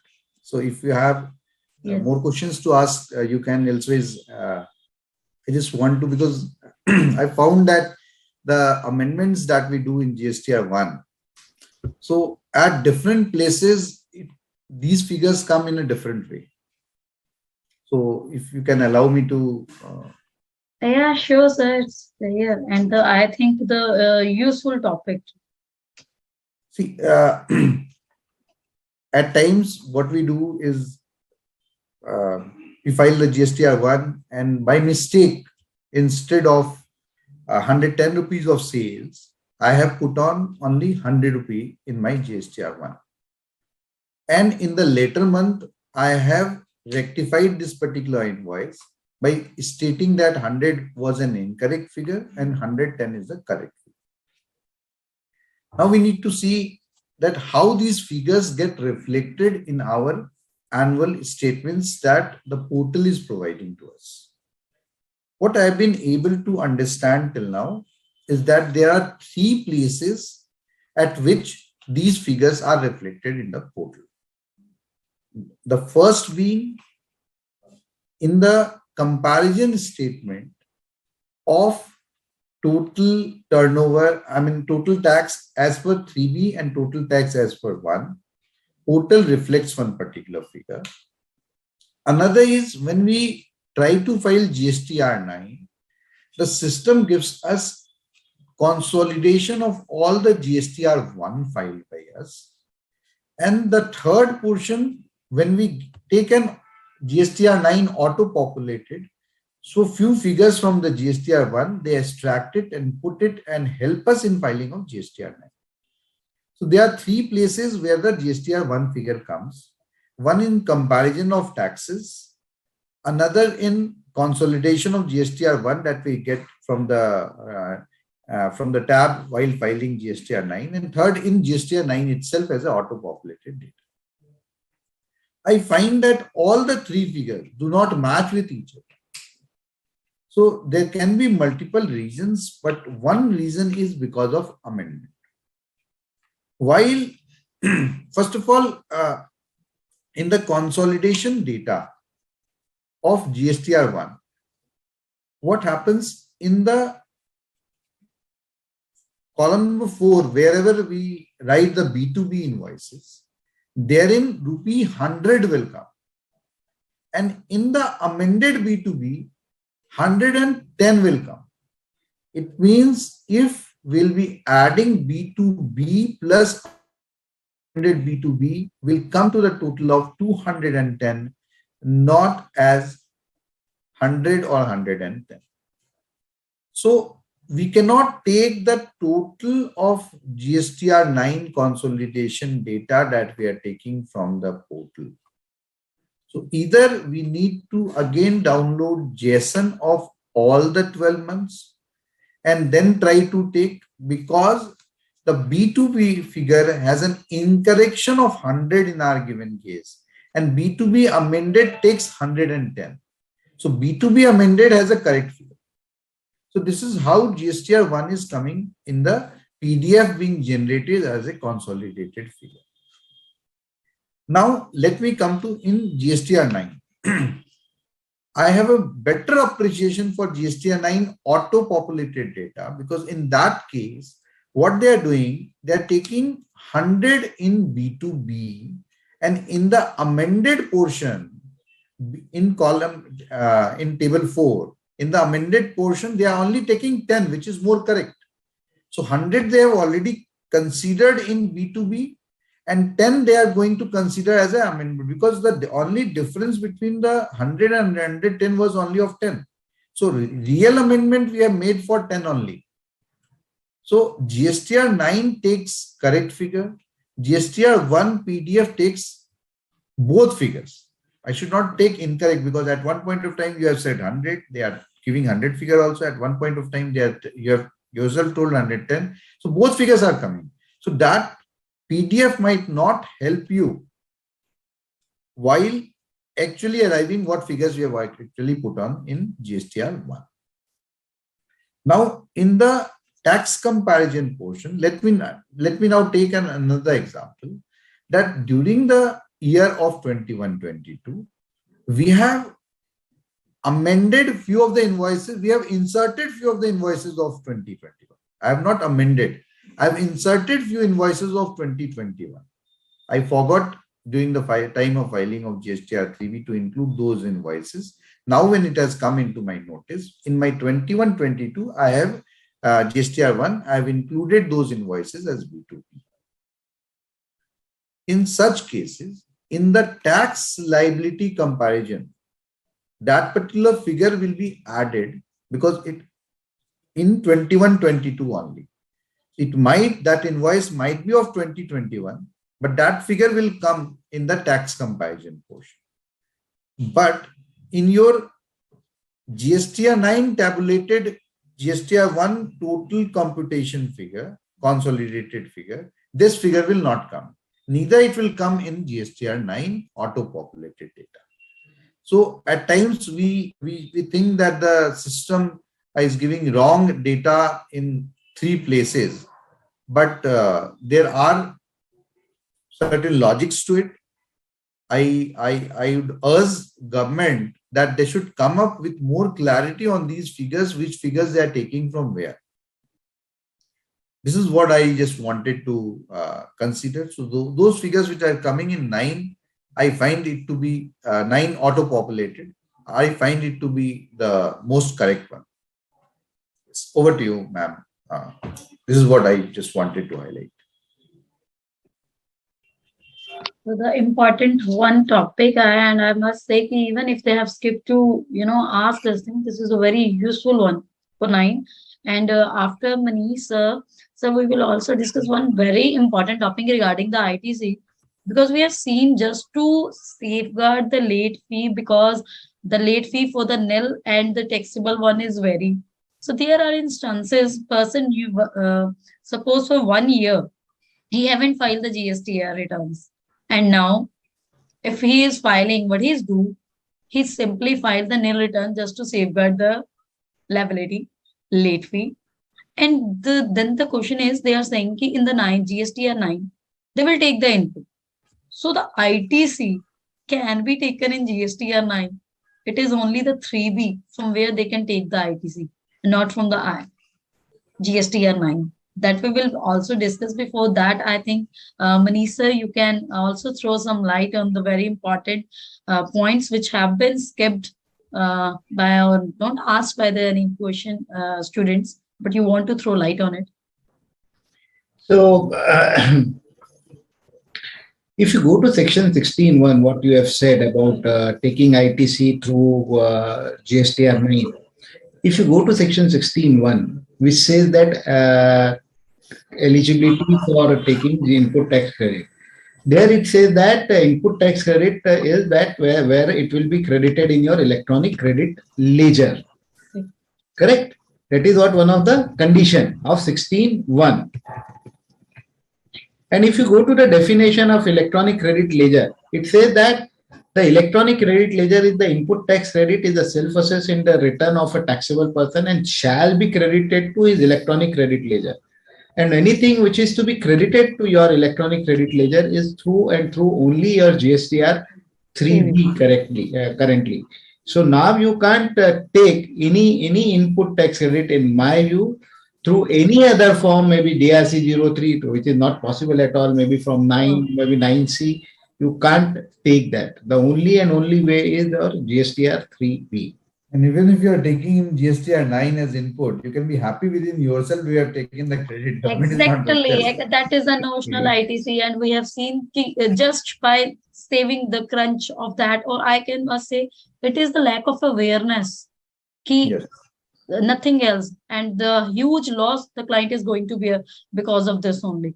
And that's why I want to throw light to all the students. It is only through 3B that the ITC can be claimed. There is no other mechanism in the GST from where the because as sir have rightly said in the section 16, the how the in the electronic ledger, how the amount reflected, it's only through the 3B only the amount get calculated, otherwise not. There is no other channel from where the your amount straight away come to the credit ledger. It's only through 3B only. So what else you want to add, Manish sir, or discuss regarding any important point? So what I will do is, since there is no question from the participants, I'll just go through one table which I have prepared for my presentation on this topic. So which will give the clarity to the student as far as the how to disclose the data as far as GSTR 9 is concerned. So I think everybody can able to see that PPT what I have started. Yes. So various time what happened is in GSTR 3B, we disclose the data relating to 21-22 also in the year, 2021, data of 2021 is disclosed in 21-22. So once we go to GSTR 9, it will totally reflect the data of 21-22 GSTR 3B what you have disclosed. So it may relate to 2021 also. So suppose as per GSTR 3B 21-22, totally you have shown the liability, outward tax liability of 1,01,000. But out of 1,01,000 reported in respect of 2021 is 3 lakh rupees, which you have disclosed in table 10 of your last year 9. And you have reversed some liability of 2021, which in your 3B also, as well as disclosed in your table 11 of GSTR 9. So your actual report should be 21-22 should be 1 lakh rupees. So many times students have a confusion how to disclose all this kind of data, because 3B data what in GSTR 9 will reflect is 1,01,000. So if you see that actual outward tax liability is in table 1, if you see it is actually 1 lakh rupees, and difference is actually nil, because my liability was 1 lakh rupees and I have disclosed 1 lakh rupees only. So totally I will disclose this in my GSTR 9 in table 4, rupees 1 lakh. So tax payable, if you see in table 9 will be 1 lakh rupees, but tax paid will be 1,01,000 rupees. So it will show that you have excess paid that 1,000 rupees, but it is actually not excess paid. So you should file the return as it is.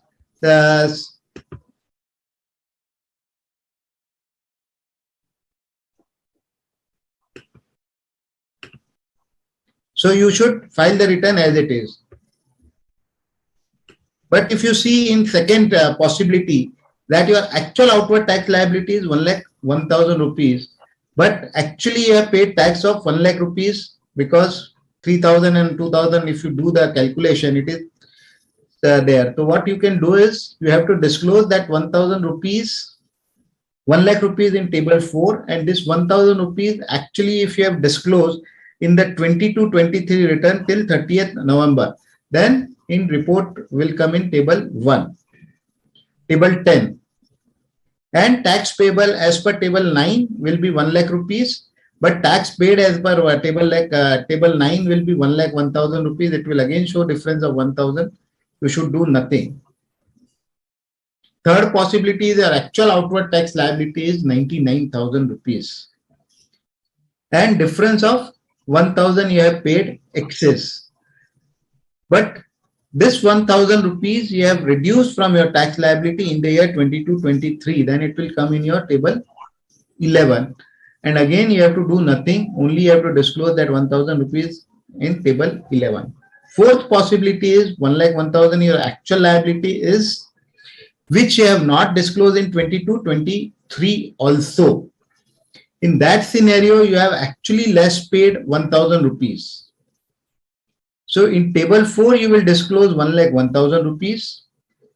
Tax payable as per table 9 will be 1,01,000 rupees. Tax paid also as per table 9 will be 1,01,000 rupees. So actually, if you see table 9, GSTR 9 will disclose not to pay any tax, but your actual liability will be 1,00,000 rupees. So in my view, you should pay that tax liability while filing your DRC 03, and you should disclose. Fifth possibility is actual tax liability is 99,000. So you have paid 1,000 rupees extra, and which you have not reversed till 30th September, 30th November also. In 2019, government has issued a press release, and they said that this 1,000 rupees, whatever you have paid extra, you should claim refund. So you can try and file that refund claim and disclose your 99,000 as your tax liability in your GSTR 9. So Try is a better word, sir. Huh? Try is a better word you are telling. Yeah. Hey, you should try. Basically, it is a press release. As I said, press release is not binding on, is neither binding on department nor binding on SSC. But under the scenario, you can try. You will get it or not, I have my own doubt. In my view, definitely you will not get it, but I will expect the answer from both the co-panelists also on this. So Aditya ji, you want to add anything whether refund will That's why I told that you have rightly mentioned that you can give a try, because it is not necessary that we'll be getting a refund, because refund again is a very difficult. Yeah. Sir, with this particular table itself, if we can discuss on one particular aspect. First of all, for the knowledge of the students, filing the figures in table 10 and 11, if there are any figures, is mandatory. Normally a perception, because table 12 and 13 that relates to the ITC, so that is an optional. So once we take 12 and 13 as the optional, because it is all in one part of the GSTR 9, at times we believe that even 10 and 11 are also optional. So it is very, very compulsory. I have one particular question from myself, sir, because I keep on arguing with my partner on this particular aspect, sir, also. Sir, let's take the example of column 2 that you have taken. I have sale of 1,01,000, and till now I have only shown 1 lakh rupees of figure. So I know I have a liability of 1,000. Now I have two options. One, to rectify, suppose I am in the month of April only, April 22. So now this 1,000 mistake has come. Which is the better view, sir, that we should rectify our 3B of April 22 and consider this 1,000 as our liability, or pay through DRC 03 or wait for annual return filing, and then at the time of filing, we can take it the way you have shown it, I feel, in number 4, column number 4. So I am in April 22, sir. What stand should I take? Because I have two options for me to pay the liability. Should I continue paying through 3B or should I pay through DRC 03 is my question, sir. My personal view is, instead of paying through DRC 03, you should pay through GSTR 3B. Then it will be auto-reflected in your GSTR 9 and all that will come. And suppose if you have skipped that liability, disclosing of that liability in GSTR 1 also, then probably you can disclose in April of GSTR 1. And once you disclose this in April GSTR 1, your customer will also be able to take that credit in his GSTR 2B. It will reflect and he will get it. So always given an option, it is always better in my view to disclose this in GSTR 3B till the time of 30th November. Whatever may be 30th November or practically maybe 11th November. So I will prefer to go by 3B. That is what my view is. Perfectly, sir. Reason being, sir, when you are doing the amendment, as you get right now, the figures in the 3B, they are auto-populated. So once you mandate the liability in the 3B will be auto-populated by reflecting the addition of that too. So it will be better not to, amend the figure in the 3B and go away with the auto-populated figure. So I think I totally agree with Manish, sir. Right. So your view, sir, Aditya ji, you have asked a question, but again, both of us, Sonia madam will also agree. We want to know your view on this. I always consider that I will always keep my 3B in and more correct, and DRC 03 might give you an easy escape of immediately paying the amount. But at the time of reconciling the figures, it might become difficult again bringing DRC 03 and making the officers understand, see, we have paid the tax for it. So I am also in absolute agreement with you that in the given case, column 2 is more preferable than column 4. But somehow if 30th November has gone and now I don't have any other option, so in that particular case, I'll prefer to go with column 4 and I'll pay my taxes, due taxes to DSS 03, as you have mentioned. Right. So Aditya sir, you have rightly quoted. Basically, but why you have questioned this thing? Because we all are having a fair. Suppose in the next year there is no error. But Right. simply because of the error of the previous year, we have to do the reconciliation of the 2 year and have to, how to convince the officer. That is a big challenge for us. Because we Right. know why there is a difference in 3B. That's related to a last year, pertain to a last year. So it's the easy way out is DRC 03. That's why we are doing it. Reason being, otherwise we have to show the reconciliation of 2 years, then the ITC and everything. So that is a problem for us. That's why they are going for DRC 03. Yeah. So that's why you have asked this question too. Aditya ji, I have one query. In between, you have said that it is mandatory to give data in table 10 and table 11, and it is optional in table 12 and as well as the table 13 of GSTR 9. But what is your personal view? Given an option, Given an option, I'll always file all the figures in 12 and 13. Else I'll never be able to reconcile my books figures of the ITC unless and until I take it in 12 and 13. absolutely. I have also, we are also doing the same thing in our office also, that we are treating this table 12 and 13 mandatory, even though that option is there. In our offices, nobody knows 12 and 13 is optional. So it will be easy for us at the time of assessment too.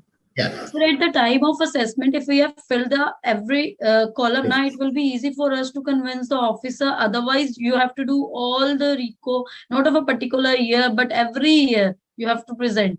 So I think then it will be a couple of days you going to settle your assessment. Otherwise, it will be taking a long time. Yes, it will be very easy for making some the officers understand if we have already given the figures in GSTR 9. If we have not given the figures in GSTR 9, then the element of suspicion will always be there in the assessing officer's mind that maybe you have cooked up something and you have come up with this particular part of the story right now. But if it is already put on in the GSTR 9, so it will be very easy for them. It will not be possible for them to say, no, this is a newly cooked up thing by you. So 12 and 13 should be mandatory, even if it is optional on the part of the government. And the second portion, as rightly said by Manish sir in his initial comments, that even the clients who are not supposed to file mandatory GSTR 9, they also should try to file GSTR 9 in order to keep a clean things, because in the years to come, the officers are not going to restrict themselves towards assessing a specific year. Once they'll be starting the scrutinizing the various returns, they will say, okay, come up with all the figures right from 17-18 till date. And we have multiple cases wherein we are handling it, wherein we are finding that they are telling to come up with all the figures of 17-18, come up with all the annual returns you have filed till now. I'm talking of some Bureau of Investigation cases and all. So, and nowadays the anti-evasion department or the Bureau of Investigation departments, they not only go to the big dealers, rather they are also going to the small dealers. And if we will be having a consequential reconciliation statement along with us, it will always be easier for us to fight as well as explain to them. So even those who are below 2 crores, they should file. Yes, yeah. So nowadays, everyone is getting a ASMT 10, and Yes. Error in everybody know in 1718 or 1890, the people they have created, I must say, the beautiful errors where they never know where to show the ITC inward all other ITC have been shown in the reverse charge and everything. Only if they have filed GSTR 9, I think we are within a, by just giving the revert with the attachment of a GSTR 9, copy of a 9, we can easily go through it. Otherwise, it will be very cumbersome task to convince the officer regarding this have the error which has been committed at this time, liability has been duly discharged. That's it. So I think it's better to file GSTR 9 because in 17, 18, 18, 19, On a lighter even till note, now. On a lighter note, now I'm just adding on to it that even the assessing officers have forgotten that there used to be some technical glitch in the portal in 17, 18 and 18, 19. So now they are telling why you have filed it incorrectly and why you have done it like that. But that time there were a lot of ignorance and it was a new law. So they used to understand in 17, 18 that it is a new law and ignorance is there. Now when they have gained the knowledge and everybody is having more knowledge of GST right now than that of 17, 18. Everybody has forgotten that we should look it from the perspective of 17, 18 mindset, not from the perspective of 22, 23 mindset.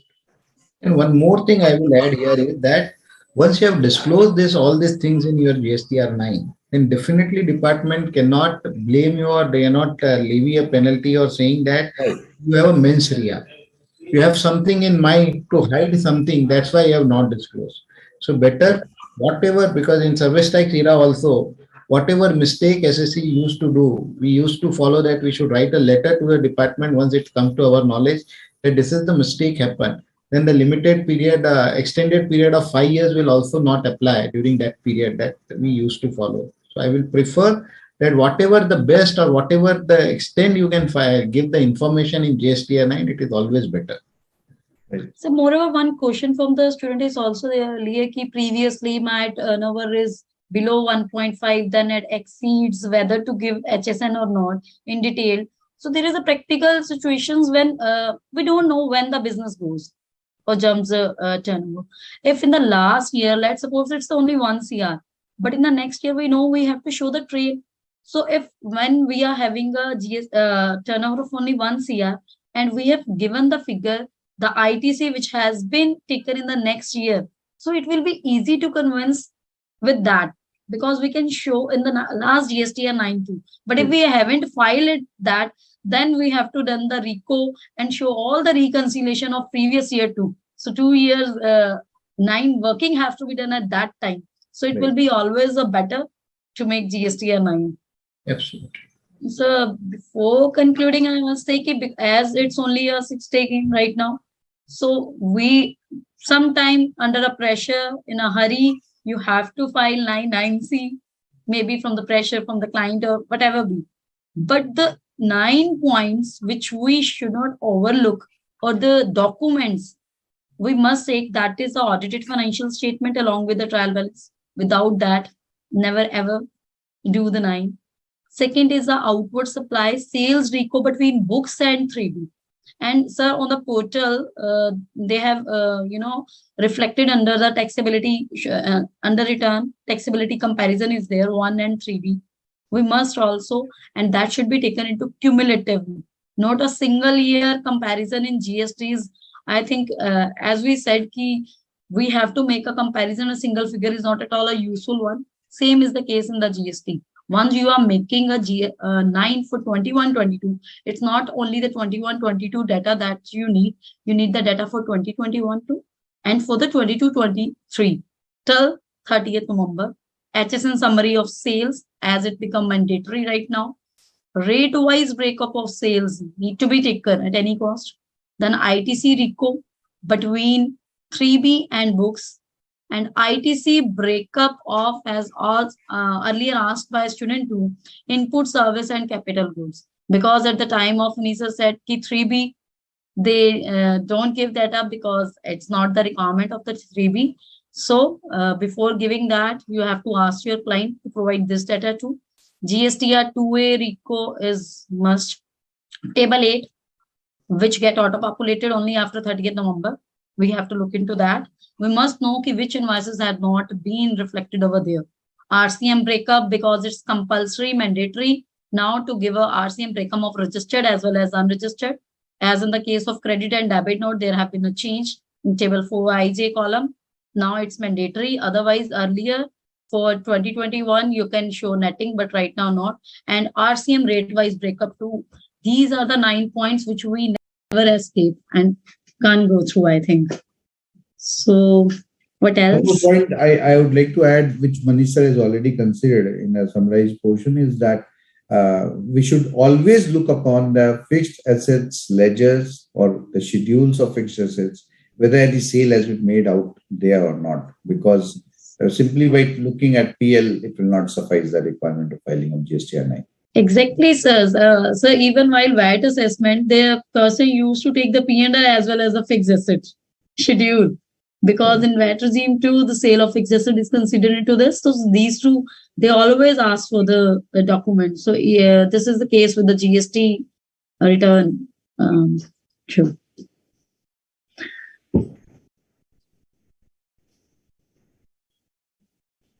And if just for 2 minutes, I can add on the sale of the capital goods that we make the sale. So Manish sir has already considered if it is being sold prior, the assets were acquired prior to the GST era.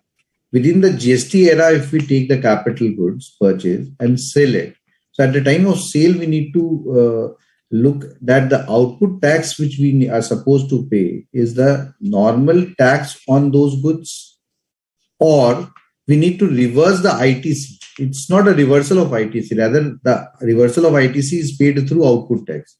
So for per quarter of uses, only 5% of the ITC claim can only be claimed. If we are selling after 3 quarters, then whatever ITC we have taken for that particular capital goods, we can only take 15%. The remaining 85% needs to be paid as an output tax. So whatever is the output tax as per the same, whatever is the reversal of 85% which is to be made, whichever is higher is the output tax. So this has to be kept in mind in regard to capital goods. Yeah. So Gagandeep Singh ji, I feel if we have any further question, we can take up. Elsewise, it's almost 12:30. So.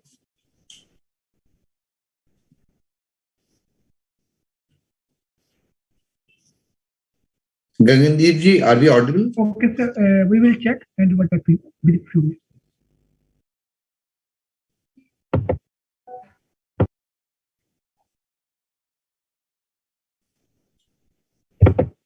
Hello. Hello. Yes, sir.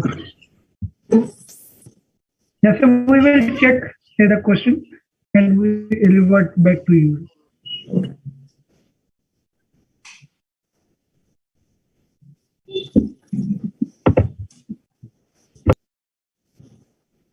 In the meantime, we can discuss on one particular aspect that suppose I have purchased the goods on 31st March and I am going to take the ITC in next year because the receipt of the goods is going to happen next year.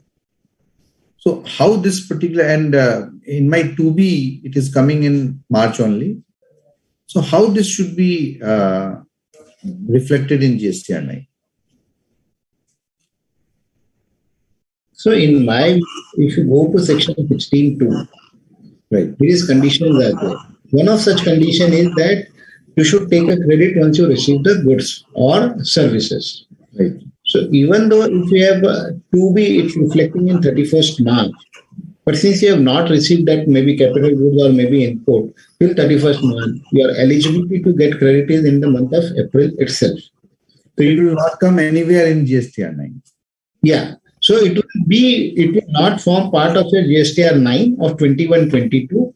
It will be in your GSTR 3 of 22-23 and GSTR 9 also of 22-23.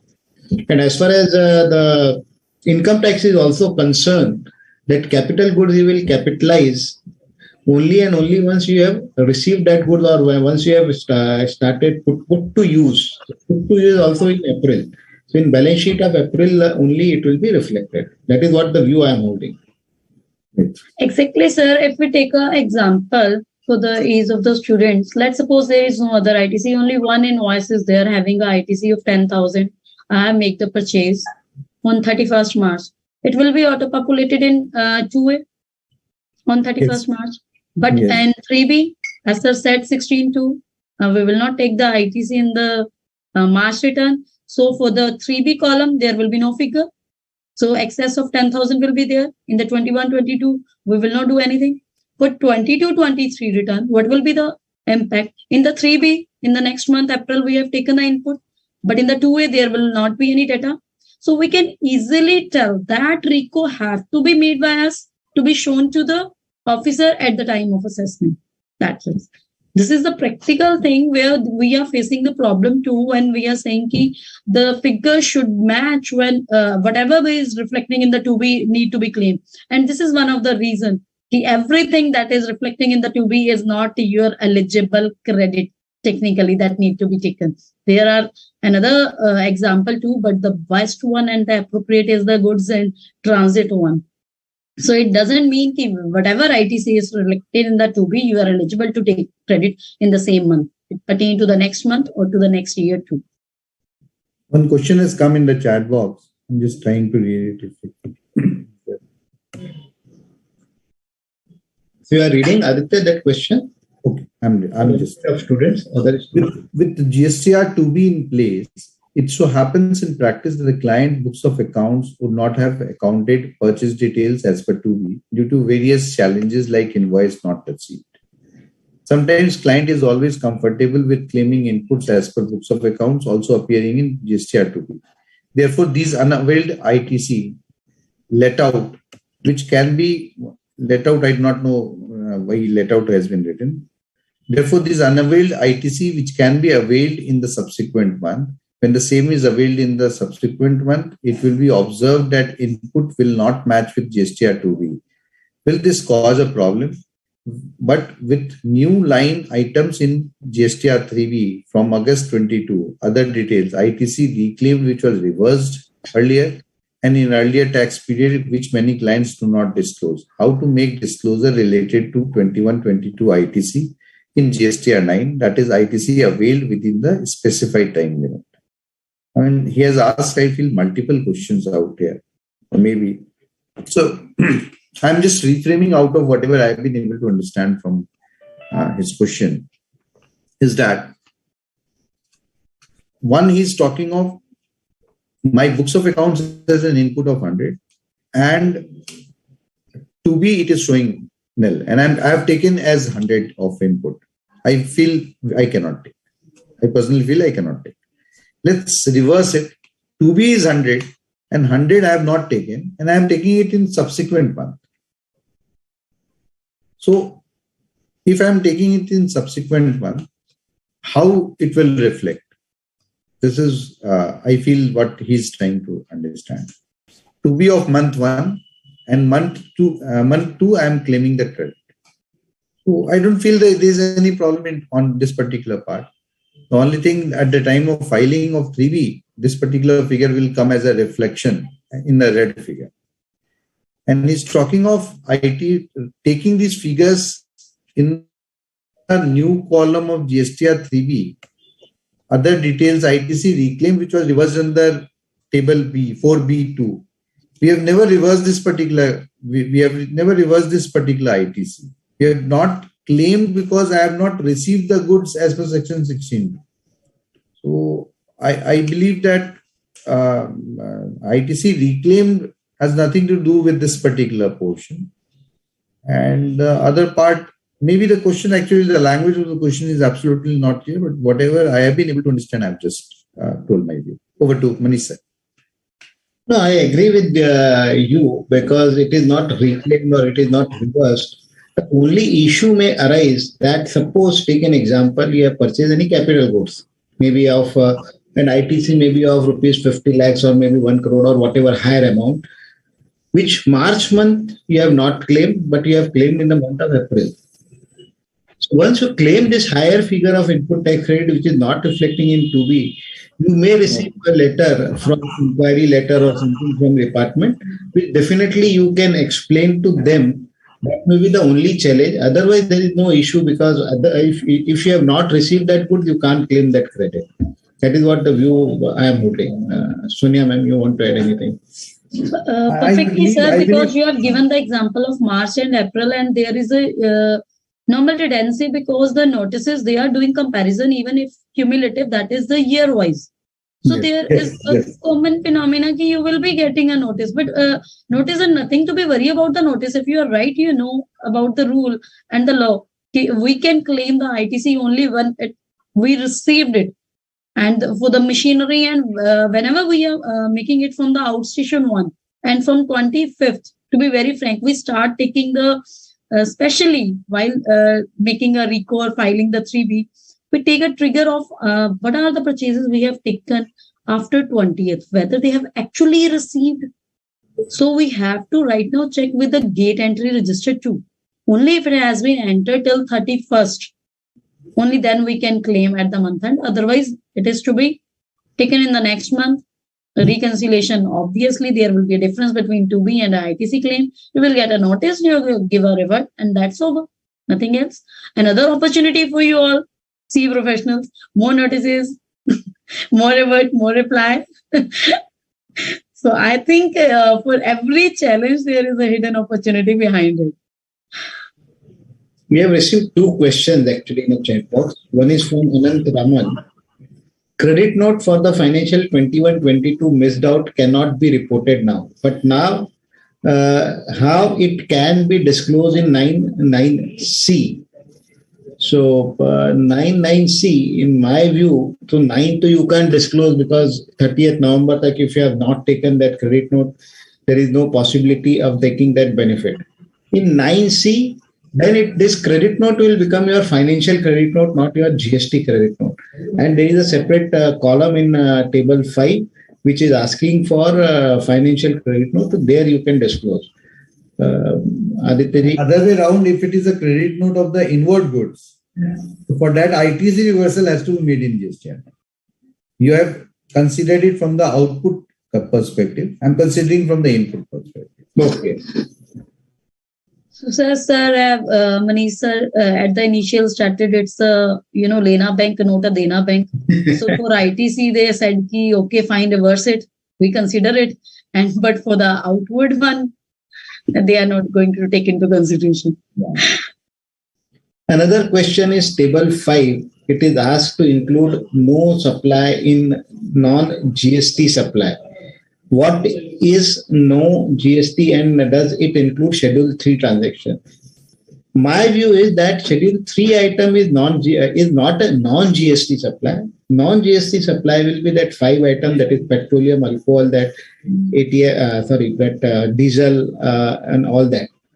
Schedule 3 will not come in non-GST supply. That's what I said in the beginning also, that it should not be reflected, but different views are possible on this. Different views are possible. One view, as given by you, is absolutely correct. It is not at all a supply. When it is not a supply, no question of comes as non-GST supply because the first supply has to come in. I just try to add on, putting up a view, even that can be also considered because at least there has been said. But if the Schedule 3 is telling it is not at all a supply, it should not. We may not put this within our 9 or 9C anyway. Because the intention of the law is just to cover the non-GST one, as sir rightly said, petroleum is there, and the liquor is also there in the hotel industry. If they're using a liquor too, that will be covered. Means the items which are covered under VAT right now, they want to include over here, mention over there that too. That's why. But another reason is in 21-22 there is a earlier nil exempted and non-supply. we can give a clubbing in the nil exempted too. But right now they have given ki nil and exempted that they can be clubbed. But for non-GST supply, you have to specifically, it has been made mandatory to be shown specifically. So clubbing of these three are not permissible in from current financial, the 21-22 in GST-NI. That has also been a change. And another question is, the credit note has been issued for sale return interest rate in March 2019. However, no interest rate supply has been made in March 2019. How can the liability be adjusted in GSTR 3B? I feel this question should be asked from the GST portal, because there is a glitch in the GST portal. They don't allow the negative figures to be put on. And unnecessarily, it is a practical problem, but I don't feel that we have any solution for this. We have to wait for the respective month in which you have output liability of IGST, and then only you can set it off. Otherwise, if better answer, Manish sir will be able to give. No, I completely agree with you, Aditya. There is no practical solution to it. As far as legally, they can't restrict me to negative figure. Yes. But what I feel is that this law, GST law, is made by two authorities. One is the government authority, that is the central government and the state government. And another authority is GSTN. So some part we have to follow the GSTN law also. But definitely somebody can challenge this in the court, and definitely he will get the benefit, because GSTN or a portal cannot restrict the substantive right what I am having. As far as law is concerned, they can't restrict. But again, practically no solution. If you have a good amount of quantum, definitely you can file a writ petition in High Court, and you will definitely get a benefit on this. And that Absolutely. Because this is a practical problem we all are facing, and the normal too. It's not the abnormal one. Reason being, suppose last year in the work contract service one, in the last year they have made a huge sale or rejected bill, and in the current year there is no, but there is some, they have to raise maybe lack of services there, or whatever be the deficiency. They have to raise a credit note for that. In that case, for that credit note, where to reflect that sale return? They are having no other option. So this is a practical thing we all are facing to how to do that, how to reverse that. And this is only the way we are mixing it with the ITC. Actually, then they are claiming ITC, to be very frank.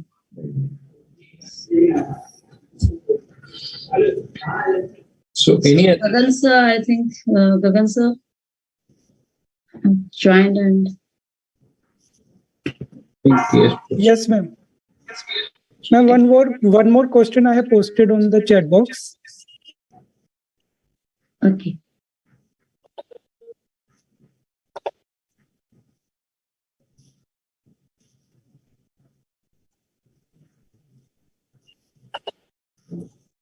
So the question is, a transporter provides transportation of goods to a private limited company. The company has to pay the GST through RCM. The transporter has to file GSTR 1 and 3B but not pay GST. How should the return be filed? If Sonia ma'am can take this particular question. So I think they must be asking about the forward charge or the reverse charge mechanism, because once GST not at all want a double taxation. If one body have paid under the forward charge, the another person have need not to pay the tax. And in this particular case, a transporter provide transportation of goods and the company has to pay. If the company has to pay, it means the transportation, the transporter have get the registration under, not the forward charge. It means the ability, the invoice he have raised to the company. The ability is not the forward charge one. So if it is the reverse charge one, the companies have paid it, then the no question of liability to pay by the transporter. But if the ability has written, because when we are talking about section 16, the one of the criteria is in the invoice, we have to mention whether we are liable to pay tax under RCM or not.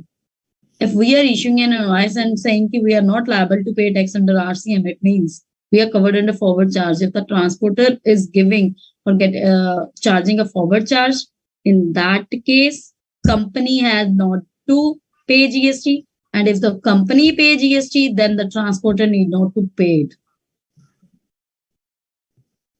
Because it's not about the double taxation, ki both are paying it. Perfect. In 3B, this particular figure will not come anywhere in the transporters 3B, and Yeah. It will come only in GSTR 1 or GSTR 1, it should come where they ask whether this particular invoice is to click on, that it is subject to RCM.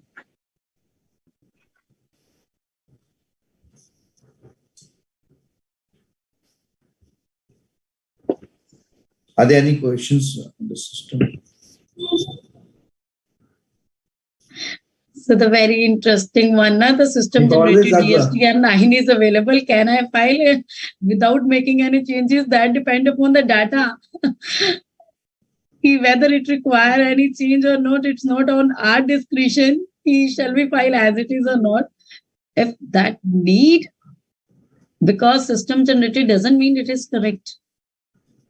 Because you have to do we are saying the RICO with your audited financial statement. And at the start of the session, this is said, it's better the more transparency we bring into the GSTR 9. So better to file correct and everything, whatever be possible to do it in the GSTR 9 only.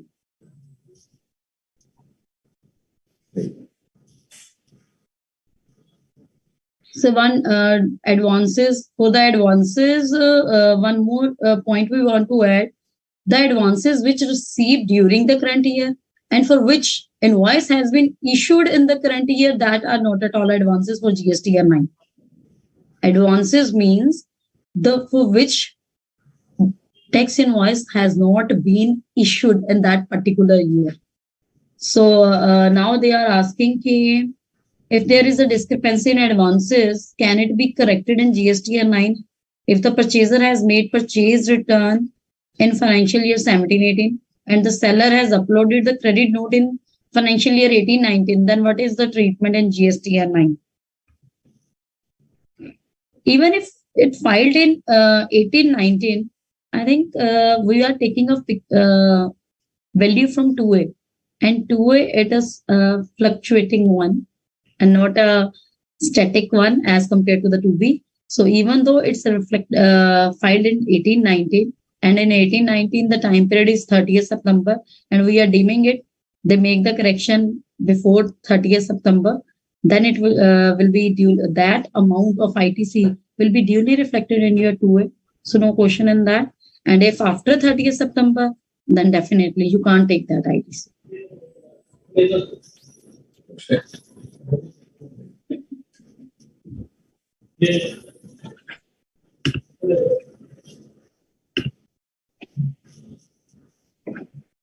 I believe there are no more questions on this particular regard. Just now, Aditya, if turnover is below 1.5 crore, can we file an auto-populated GSTR 9 form? That already we discussed that up to 2 crore rupees, it is optional.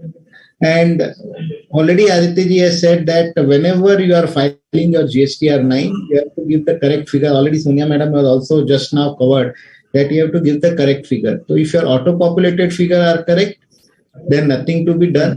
Even if it is 1.5 crore, then if changes are there in your auto-populated figure, definitely you should do it.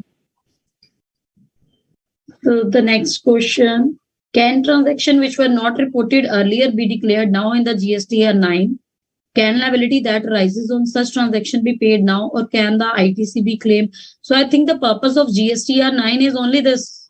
That's it. If anything you have skipped in GSTR 1 or 3B, you can rectify it in GSTR 9. So if any output liability you haven't reported earlier, the best way is you can, the figure which has been auto-populated from the GSTR 1, you can edit it as per your audited financial statement, increase it and make the payment of a tax through DRC 03. In the other question part, Sonia madam, Yeah. in the same part, if you want to has to disclose that liability, can it be disclosed now with ITC, or it has to be only from cash ledger? So it can be paid through credit ledger. But another thing is that suppose if the liability is pertaining to, let's suppose, the invoice of May month, and you are correcting it right now. So you have to see the taxable amount, the liability of that tax amount, whether you are having ITC from May to till date in your credit ledger. If you are having that surplus amount in your credit ledger, then there will be no hindrance. But if in any month there is a down, let's suppose I am taking an example, you skip one lakh invoice, whose liability you fall under 18%, and your liability came to 18,000. Now, if you are having a 18,000 balance in your credit ledger from May to till date, all the time it's available, then you can utilize it from the credit ledger. Otherwise, you have to pay or make the payment of interest too. Agree with you. Another question is there a GSTR 3B was filed with wrong excess outward supplies and tax paid on the same. But the actual correct supplies were declared in GSTR 1 for the same period.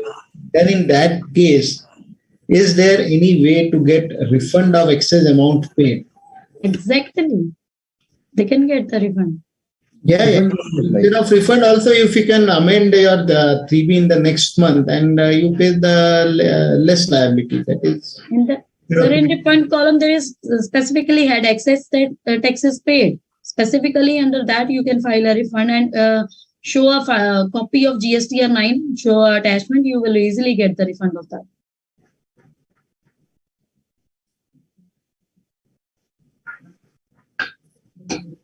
Another question has come.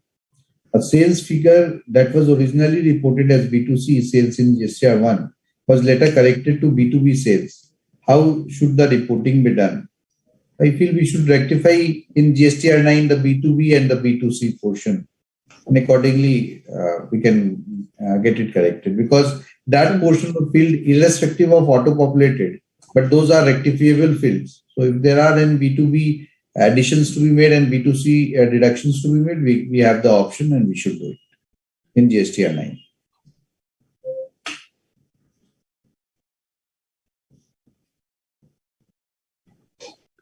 If a LUT had not been executed and sale had been reported as without payment of tax, should the same now be treated as export with payment of taxes? In my view, definitely you can disclose, because you have already paid the tax, what I presume, and maybe you have claimed the refund also of whatever tax has been paid. So definitely you can go ahead with that. So because for treating export with without payment of tax, before that LUT has to be executed. Otherwise, you are liable to pay the GST. Yes.